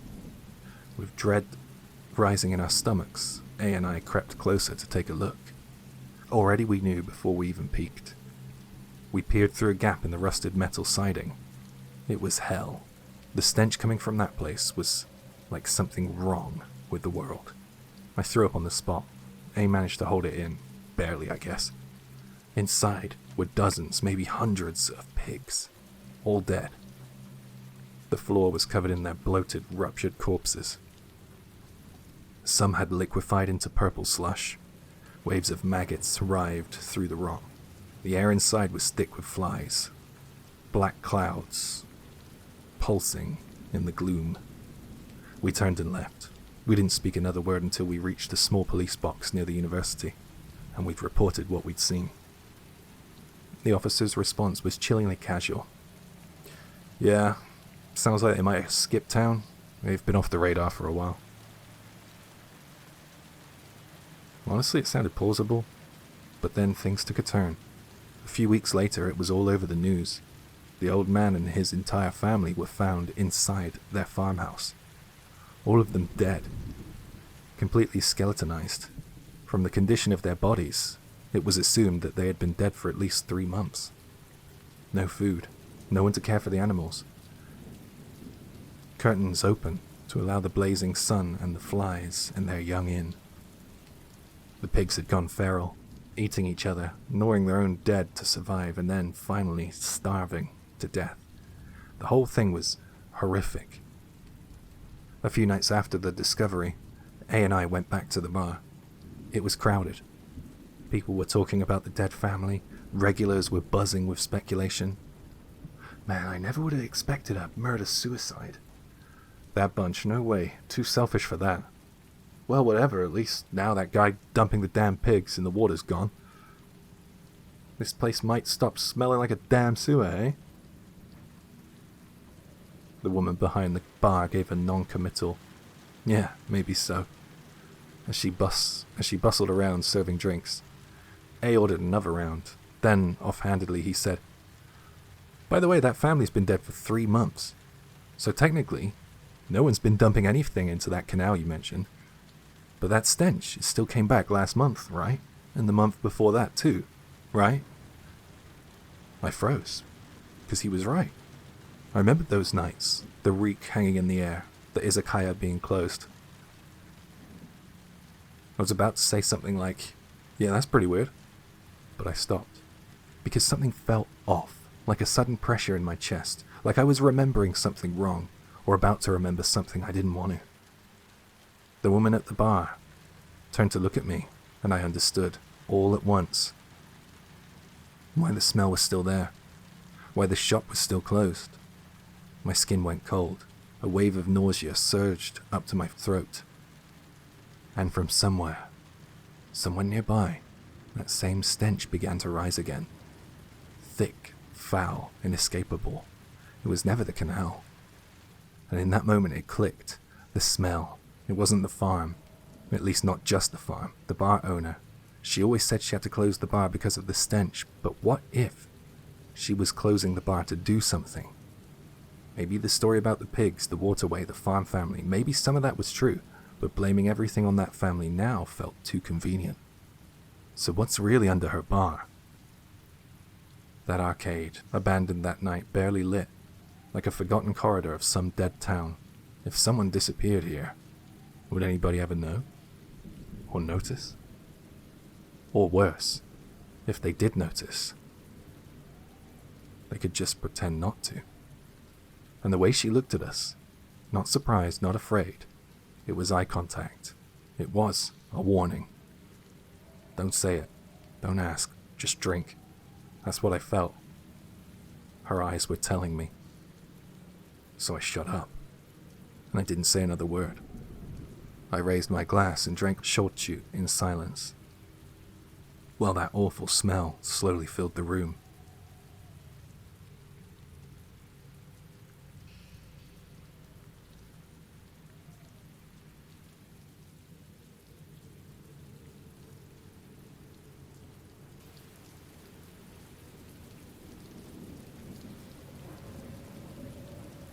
Throughout history, people have gone on to disturbing lengths to protect what they build. Bridges, dams, castles, tunnels. But in Japan, there was once a practice far more chilling. It's called Hitobashira, literally a human pillar. In times of repeated construction failures, floods, landslides, collapses, some believed that the land itself was resisting, so they made an offering, a human offering. The belief was that entombing a living person in the foundation of a structure would appease the angry spirits, or kami, and bring stability to the build. It wasn't symbolic. It was real. One of the earliest and most cited examples from the legend of Matsue Castle in Shimane Prefecture. When construction finally failed, a young woman was allegedly buried alive in the foundation to calm the earth. Her ghost is said to cry out when dancers stamped too hard during local festivals, which is why the dojo tsukui dance is performed softly, even today. Another comes from Maruoka Castle in Fukui Prefecture. The story goes that a one-eyed woman named Oshizu was buried underneath the central pillar, her death allegedly stopping the tower from collapsing. But when her son was denied a promised reward, her spirit became vengeful, causing the moat to overflow every spring. A grave near the site still honors her. These stories have become part of the local folklore. But they're not ancient myths. Records from the Edo and Meiji periods include references to human sacrifices being considered during dam construction or mountain tunnel work. In 1937, during the building of Oigawa railway station in Shizuoka, workers reportedly refused to continue unless a ritual was performed to appease the spirits, though a human sacrifice was not ultimately carried out. But in some places, it might have been. The story you're about to hear didn't come from textbooks or a tourist pamphlet. It came from a family, passed down by a woman who said her own relative was chosen. It happened in the Taisho era. Not centuries ago, but just over 100 years ago. A time of telegrams, typewriters, yet close enough to the old ways that when a tunnel kept collapsing, well, they returned to what their ancestors once did. This story I was told many times as a child, by my aunt, who swore up and down that it wasn't a rumor. She'd always said that it wasn't an urban legend from long ago and it really happened, and someone in our family was part of it. It was sometime during the Taisho era, in the early 1900s. On the edge of a quiet village, there stood a rugged mountain with no name. No trails, no shrines, not even a proper road, just a jagged stretch of peaks so deep and wild, people barely dared to go near it. But then, according to the findings of a group of government surveyors, that mountain was discovered to be rich, absolutely packed with copper. The villagers all saw it as a gift from the gods, a once-in-a-lifetime chance to revive their quiet hometown. Everyone agreed that this was their chance. And so they decided to build a path, a steep, winding trail through the mountainside to reach the copper. Before long, laborers and engineers started pouring in from nearby towns. They built a massive temporary lodge nestled at the base of the mountain, and construction began at full speed. Shifts ran day and night. The workers moved in rotations, hauling stone, carving the hillside, and forcing progress along, inch by inch. Despite the dangerous terrain, they pushed on. After 2 years of brutal, back-breaking labor, they'd carved a full trail, solid, level, and just wide enough for the mining carts. Soon after, excavation began. That mountain would later become home to a well-known, but now abandoned, copper mine. But what people don't talk about anymore, what made it infamous in whispered circles, was the tunnel. To reach the copper, they needed to dig deep through the base of the mountain. It started small, just a narrow access tunnel wide enough for a single worker to squeeze through. But from the moment they began carving it, things went wrong. Collapse after collapse. The rock gave way unpredictably. Men were crushed in their sleep, buried under tons of debris, or simply vanished into the dark. The number of casualties were rising. By the time someone finally kept count, over 150 workers had died. Panic spread through the site. Rumors of a cursed mountain, of spirits protecting the copper, began circulating. Some workers refused to continue. Overseers, desperate and terrified, decided to do what once had been common in Japan's older days. They chose to offer a human pillar, a Hitobashira. And the one selected for that role was my grandmother's mother's husband. His name was Gorosuke. At the time, most Hitobashira were chosen from among the lowest-ranking workers, day laborers, men with no families, those who couldn't afford to say no. And it was the foreman, the one who employed and housed the workers, who had to choose someone. He had no choice. And the night before it happened, Gorosuke's co-workers gathered around him. They gave him sake bottle after bottle, laughing and cheering, letting him drink his fill.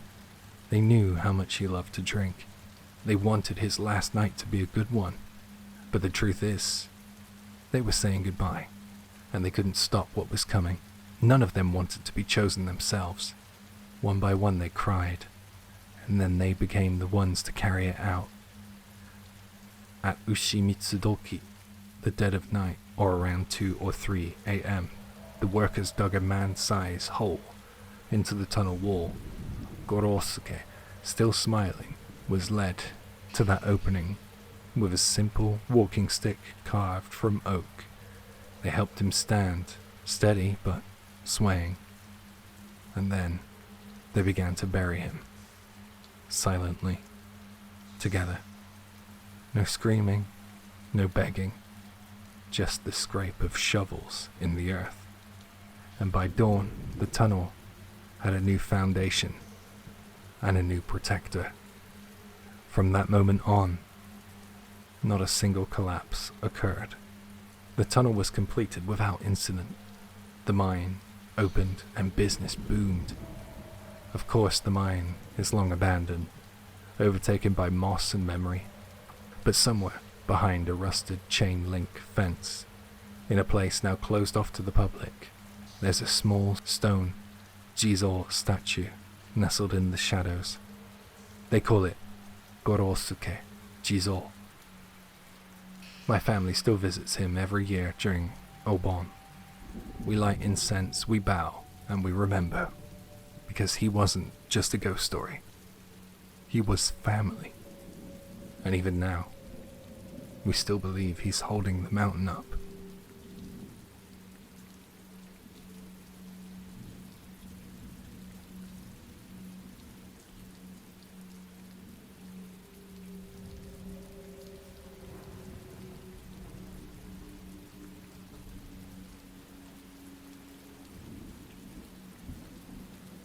I can't sleep lying on my back.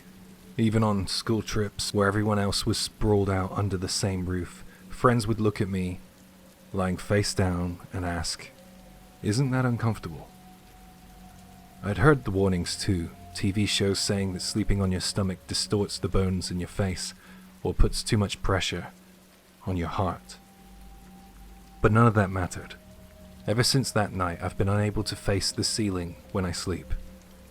It was the summer holiday, 13 years ago. I was 9 years old, and my mother's family lived in Nagano. It had become a tradition for us to visit her parents every summer and winter break. That particular year, my younger brother was 6, and he had just started elementary school. Maybe because of that, our grandparents seemed especially warm, showering us with affection. My mother's childhood home was a sprawling single-story farmhouse. Even as a child, I thought it looked ancient, like it had been rooted in that soil for centuries. My grandparents worked the land, and the house carried the weight of their lives as farmers. Heavy beams, thick wooden pillars, and the smell of earth clinging to the floorboards. The timing of our visit would always coincide with the local Obon festival in summer. For me, those nights, lanterns swinging in the warm air, the sound of taiko drums echoing across the fields, were the highlight of going to Nagano. And on the night this story takes place, I am certain that it was during the festival. We came back late, well past 10, after pestering our grandfather into spoiling us with too much pocket money at the stalls. As soon as we returned, our mother hurried us into the bath. It wasn't a regular bathtub, it was a kind of makeshift goemon buro, a deep barrel heated from below. Steam clung to the walls as we scrubbed ourselves down. Clean and drowsy, my brother and I made our way to what we always called our room. It wasn't truly ours, of course. Most of the year it was just an attic storage space, cluttered with tools, boxes, and old futons. But whenever we visited, our grandmother would always clear it out and lay down bedding for us. It smelled faintly of mildew and dry wood, but to us, that only made it more exciting. It felt like a hideout, a secret base where Only the two of us slept. That night my brother fell asleep quickly, breathing softly next to me. I lay awake as usual, listening to the muffled sounds drifting up from the first floor. My parents, my grandparents, even my uncle and aunt who lived nearby, their voices rose and fell, blurred by sake and laughter. I stayed there quietly in the dark, just listening, until, finally, their voices faded. The light under the staircase went out, and the silence that followed was absolute. And what came with it was a sudden fear. I was the only one awake in the whole house. The thought gnawed at me. The darkness pressed down harder, and I clenched my eyes shut, telling myself to just sleep. But sleep wouldn't come. My nerves were too sharp, my heart too quick. Maybe it was all the sweets I ate at the festival. So I lay there, waiting for dawn, afraid to open my eyes, afraid of what I might see. That was when I heard something. Not a voice exactly, more like a breathing sound. A strained, ragged sound.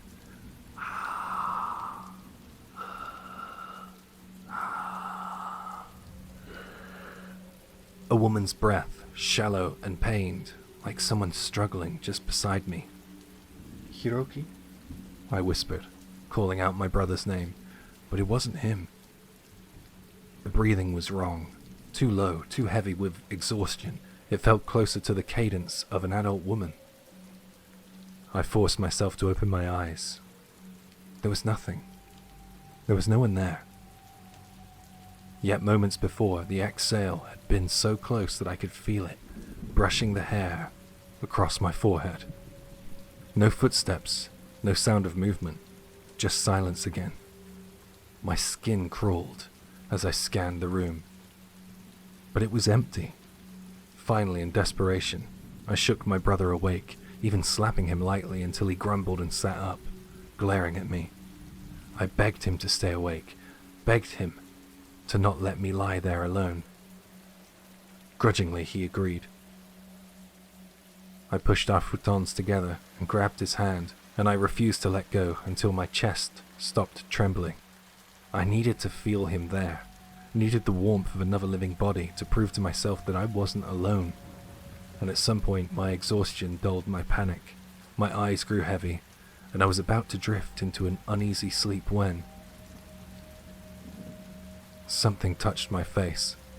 Fine strands brushed across my cheek. Hair. Long hair. But no one in the house had hair like that. My mother's was cut short. My grandmother's, cropped and thin with age. Even my aunt wore hers, tied above her shoulders. And there was no one under that roof with hair long enough to fall across my skin in the dark. And besides, I hadn't heard a single step on the stairs. Whoever or whatever had entered had done so without a sound, and that thought made me tighten my grip around my little brother's hand. That was the part when I felt it. He squeezed back. His palm was slick with sweat. His voice broke the silence. "Ane-chan, Ane-chan." His small hand clutched around mine desperately. "Say it's over. Please say it's over. I don't want to do this anymore, Ane-chan. I don't want this anymore." His voice trembled high and weak, and I realized he was crying. And then the sound returned. That same woman's voice, close, broken, whispering symbols that at first made no sense at all.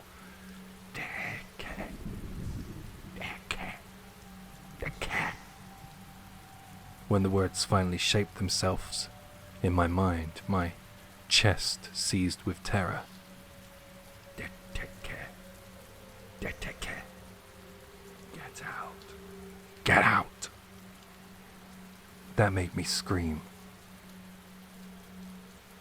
When I opened my eyes again, it was morning. Light spilled in through the cracks in the roof. For a moment I thought I must have just had a dream, some nightmare born from sleeping in an unfamiliar room. But when I looked at my brother, I hesitated. He claimed not to remember a thing from the moment I shook him awake. He said it was all blank. And yet, there was proof. In my right hand, clenched so tightly, my knuckles ached, were strands of hair. several long black hairs that didn't belong to me and didn't belong to anyone else in the house. I know then that what happened was real, and that's why I can't sleep on my back, because if I face the ceiling, if I open my eyes in the dark, I'm terrified that it will happen again. So I bury myself against the futon, face down, because as long as I stay that way, I can at least avoid looking directly up and running into the chance of seeing that woman who left her hair behind in my hand.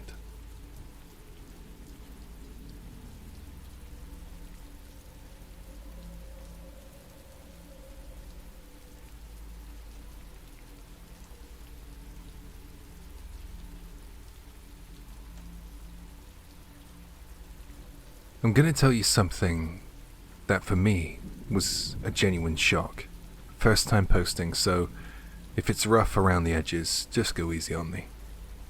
This was when I was 19. I was working part-time in an izakaya in one of Osaka's well-known nightlife districts. The pay was about 1,200 yen an hour, or 1,400 when you got to work late nights, which for a broke kid like me looked perfect. I applied as soon as I saw the listing, got interviewed, and I was hired on the spot. Honestly, my only thought was, oh, instant hire. Lucky. For the first 2 or 3 weeks, nothing happened. Nothing bad anyway. My co-workers were kind, my manager was decent, and with that hourly rate, I kept thinking, man, did I just land a dream part-time job or something? I was actually enjoying my work. About 3 weeks in, I could handle the floor pretty well. I came in at my usual time and saw that, out of the 4 people scheduled, everyone except me had called in sick or were otherwise unavailable that day. It was a weekday though, and thanks to the manager's full support, we kept the place moving. At around 11 p.m, I finally caught a break, and I sat down to eat. The manager dropped into the seat beside me with his own bowl. Sorry, this kind of thing happens every once in a while, he said. He used my name. Call me Yuta. You doing okay? Yeah, it's not so bad, I said. He went, yeah, that's not exactly what I mean, but yeah, let's push past that. Anyway, not much more to go now, come on. And headed back to work. I remember thinking, huh? What wasn't it exactly? Did he know what I had in mind when I said I was fine? And still said that? That little itch of doubt sat there, but busy time was starting, so I stuffed the rest of my food down and got back out on the floor. Somehow the manager and I managed the rush, with just the 2 of us. I remember him clearly saying, you really saved me tonight. After this, it's just the cleaning and then we're done. We're out of here. So come on, a little bit more and we're gone. Something happened though, when I was cleaning in the bathroom. My routine: foam up the cleanser in the big stall first, then foam up the urinals. You know how the stall doors in places like this always swing shut by themselves with that long creaking sound? Well, I didn't want that drifting shut on me whilst I worked, so I filled a bucket with water and I used it to wedge the big stall door open. I was really scrubbing the urinal when, behind me, bang! The big stall door kicked the bucket away and slammed shut. You gotta be kidding me, I thought. I didn't overthink it though. I just filled the bucket again, wedged the stall door open, and then started to turn back to work on the urinal. Bang! I mean, that's not how doors behave. I was trying to make sense of it when the manager walked in, and he said, "Hey," light as ever, "do you want to clean a little bit quieter?" I explained what happened, and he said, "Oh, it's just your imagination." Yeah, definitely. But his face, that night, his eyes never matched his smile. I like scary stories, and I never really believed in spirits. Even then, I didn't label it as some kind of paranormal thing, so the next day I just went to work like normal. I cleaned the toilets a few more times after that, and it never happened again. I was already getting close to forgetting it. but that izakaya, it was really strange. Normally, I only work from evening, but one day some quote-unquote professionals, I guess you can probably guess who I mean, honored us by holding a big drinking party. You know, the kind of professionals that have lots of tattoos, and maybe a missing pinky finger. For the first time I was asked to help prepare, so I clocked in at noon. We chopped vegetables, we skewered meat, prepared sashimi, nothing fancy, just groundwork. But a little after 3 we were done. We sat out at the counter in the customer area chatting. I then started hearing something. We put on this background music. I mean, most restaurants and bars do, don't they? And intermixed in that music, I heard something that didn't sound quite right. At first I ignored it, but then I couldn't put it off. I heard words, well, half words. Syllables, really.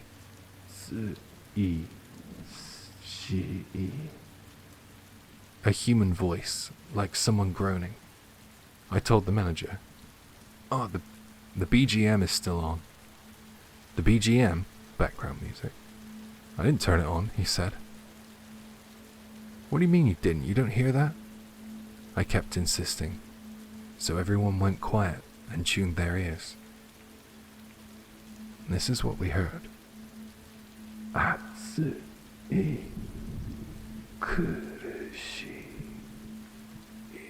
My eyes were stinging.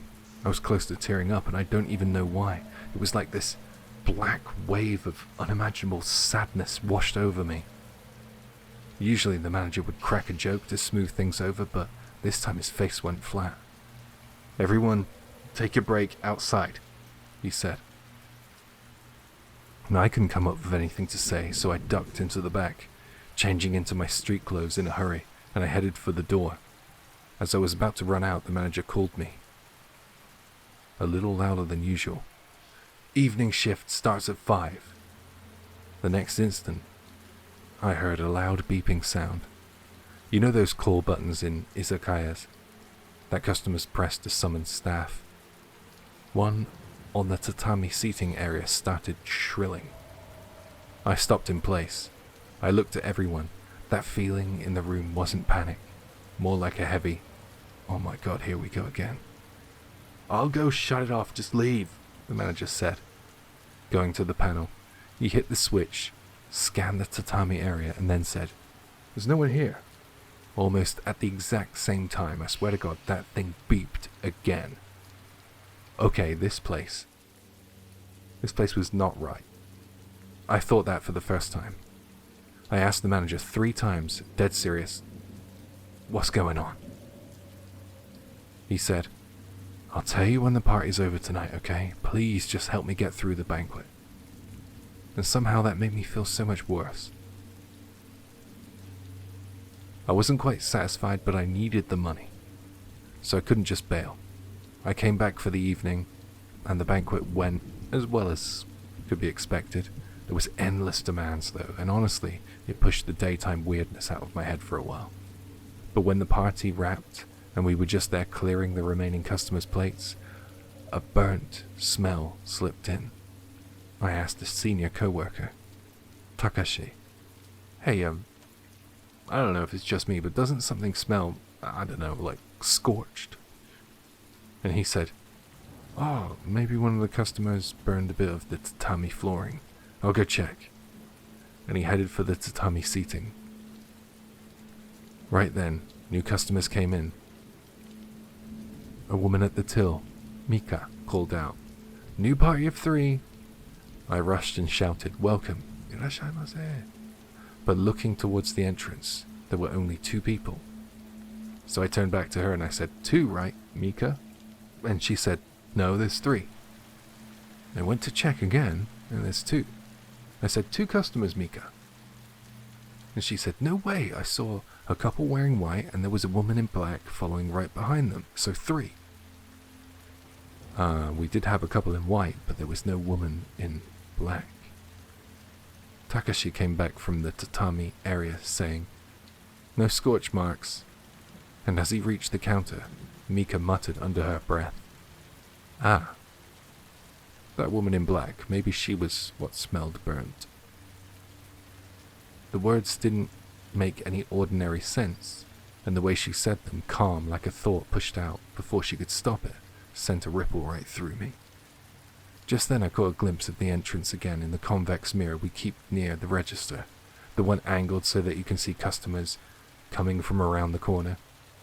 The couple in white were reflected there, and so was a third shape tucked close behind them. A woman's outline in something dark, head slightly lowered. In the mirror her hair looked dull, like it had been singed. I turned around to check the actual doorway. Nothing, just the two of them, stepping out of their shoes into the genkan area. When I looked back at the mirror again, the dark shape slid out of frame without footsteps or sound. We also have a small CCTV monitor by the register that cycles through the camera angles, entry, counter, hallway, while it flicked from entry 01 to counter 02. I saw the same couple pass by the lens.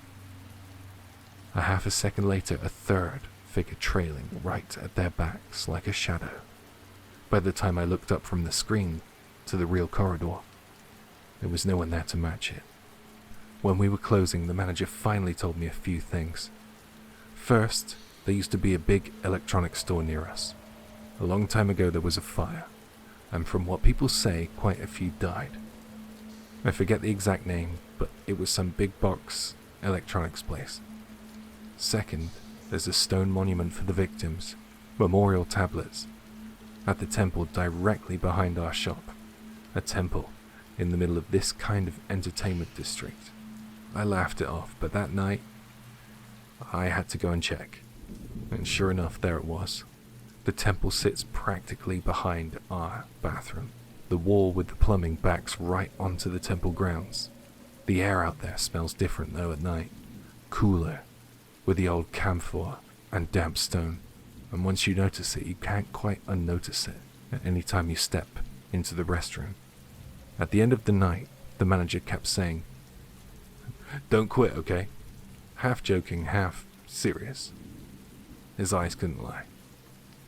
I liked everyone I worked with, and the manager was a good guy, so I kept working there for a little while after that. If I get the chance, I'd be glad to share some more stories about what I experienced. Sorry for the long, clumsy post. And also, I'm sorry there isn't really a neat punchline for this one, but it really happened, and I still can't forget it.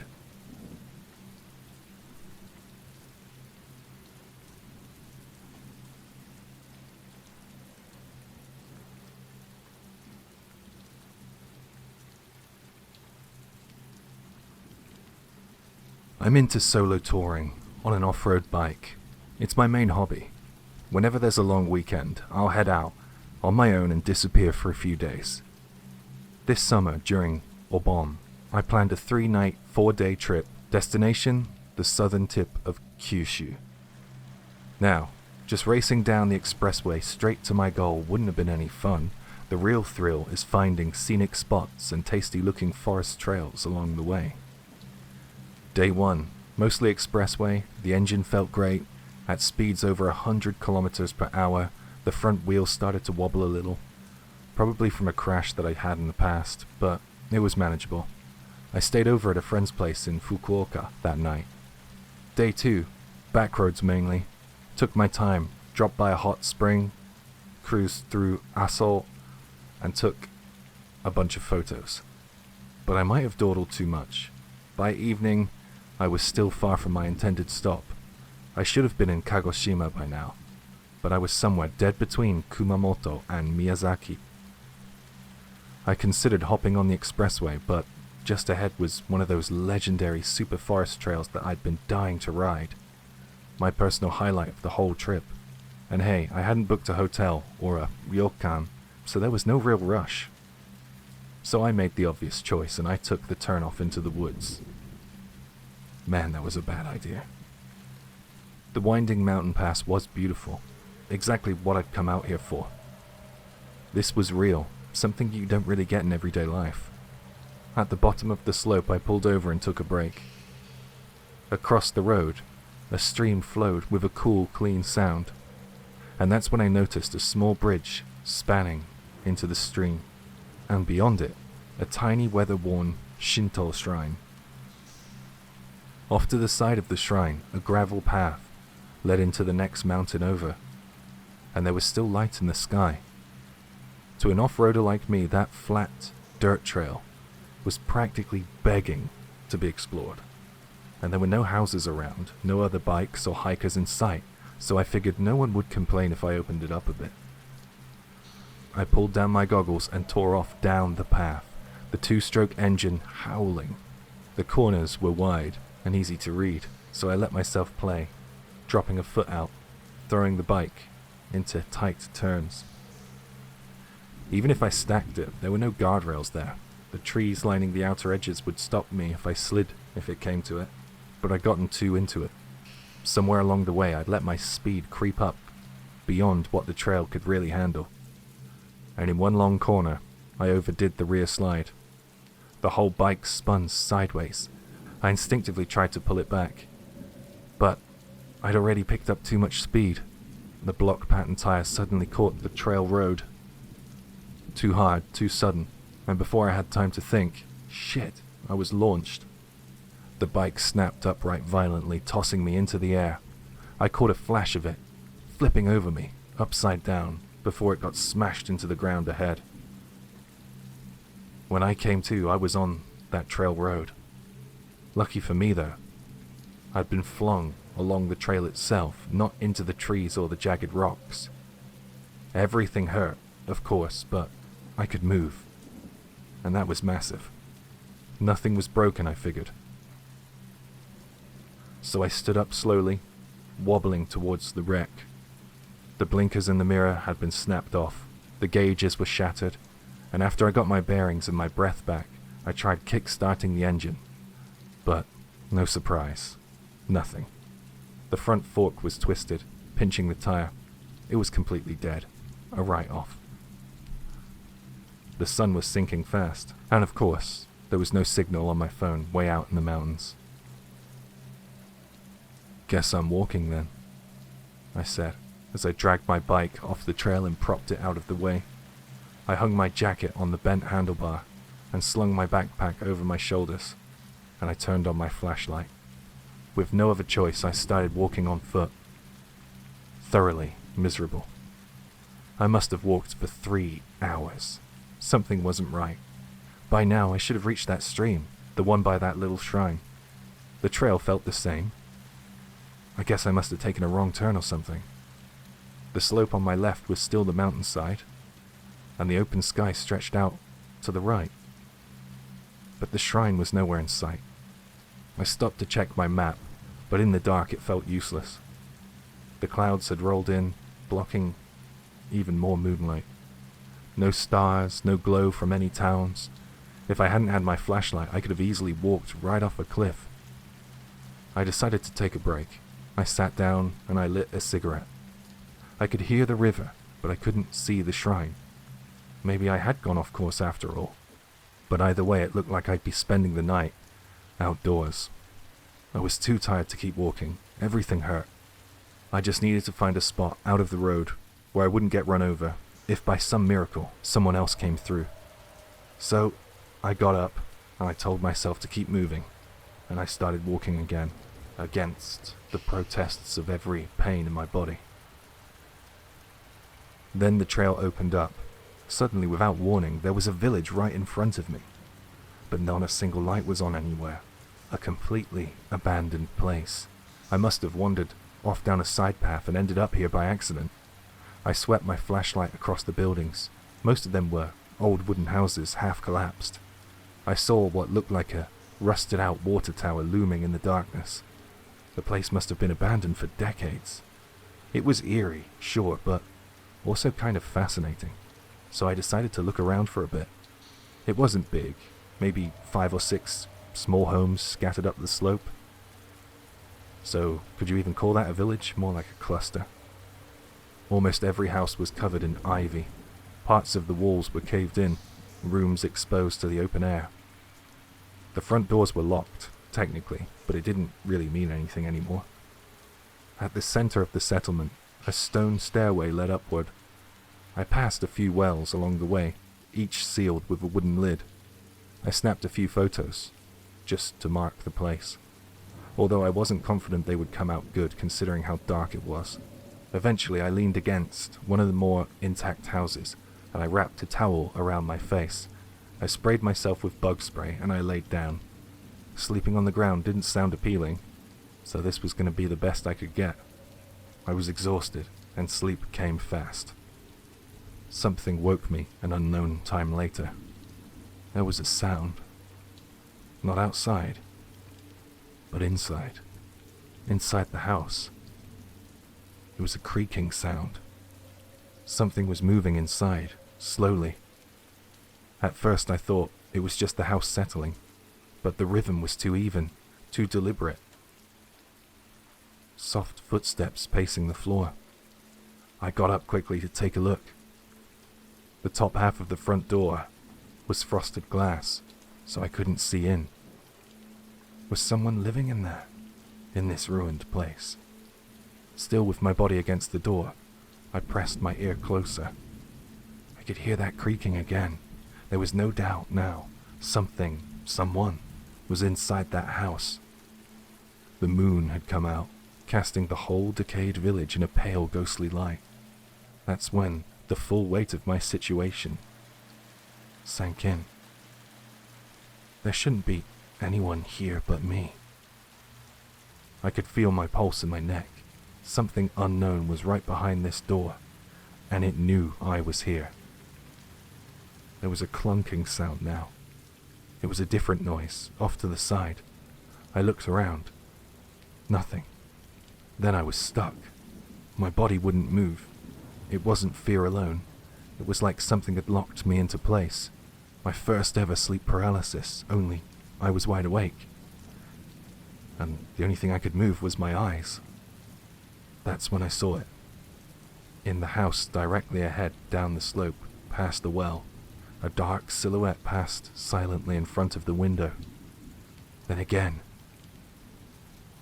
Back and forth, slowly pacing. Still, I couldn't move. Behind me, in that house I was leaning against, the footsteps continued.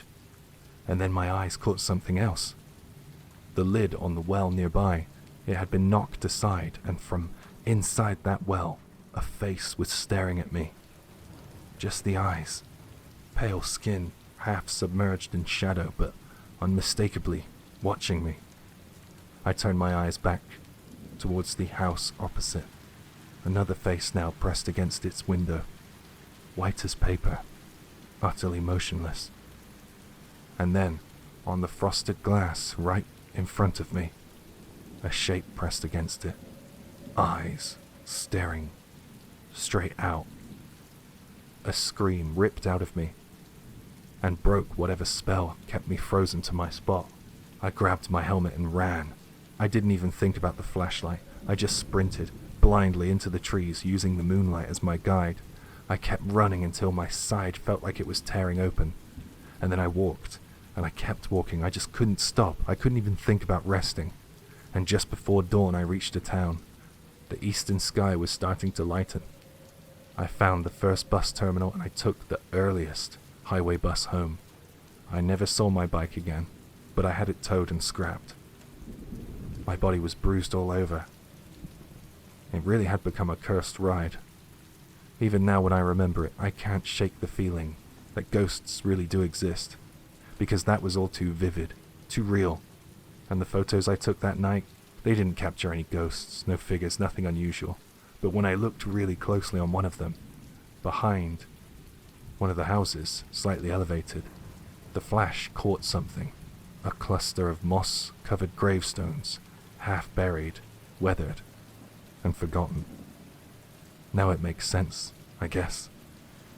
A place like that? Yeah, weird things are bound to happen there.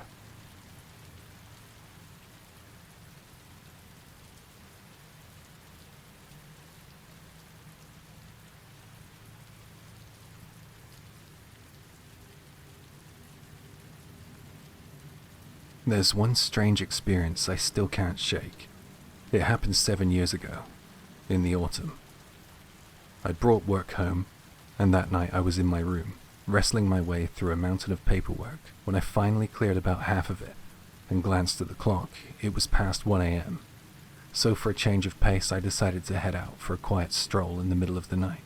Careful not to wake my sleeping family, I dragged out my bicycle through the garage.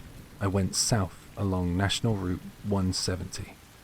Part way down, when I reached Kintetsu Furuichi Station, I turned east and I pedaled towards Taishi Town in Nara Prefecture. The area is famous for a temple connected to Prince Shotoku. After I crossed a large bridge, the surroundings slipped into pitch darkness. I pushed on down a country road that cut through vineyards. The wind touched my face and sleeves in cool passes, and with each breath, that night air took something from me. The day's fatigue seemed to lift all at once. Before long, I found myself inside a small settlement where old wooden houses crowded together. That was where I started to feel a little uneasy, and decided it was about time to turn back. I tried to retrace my route, but somewhere I'd made a wrong turn.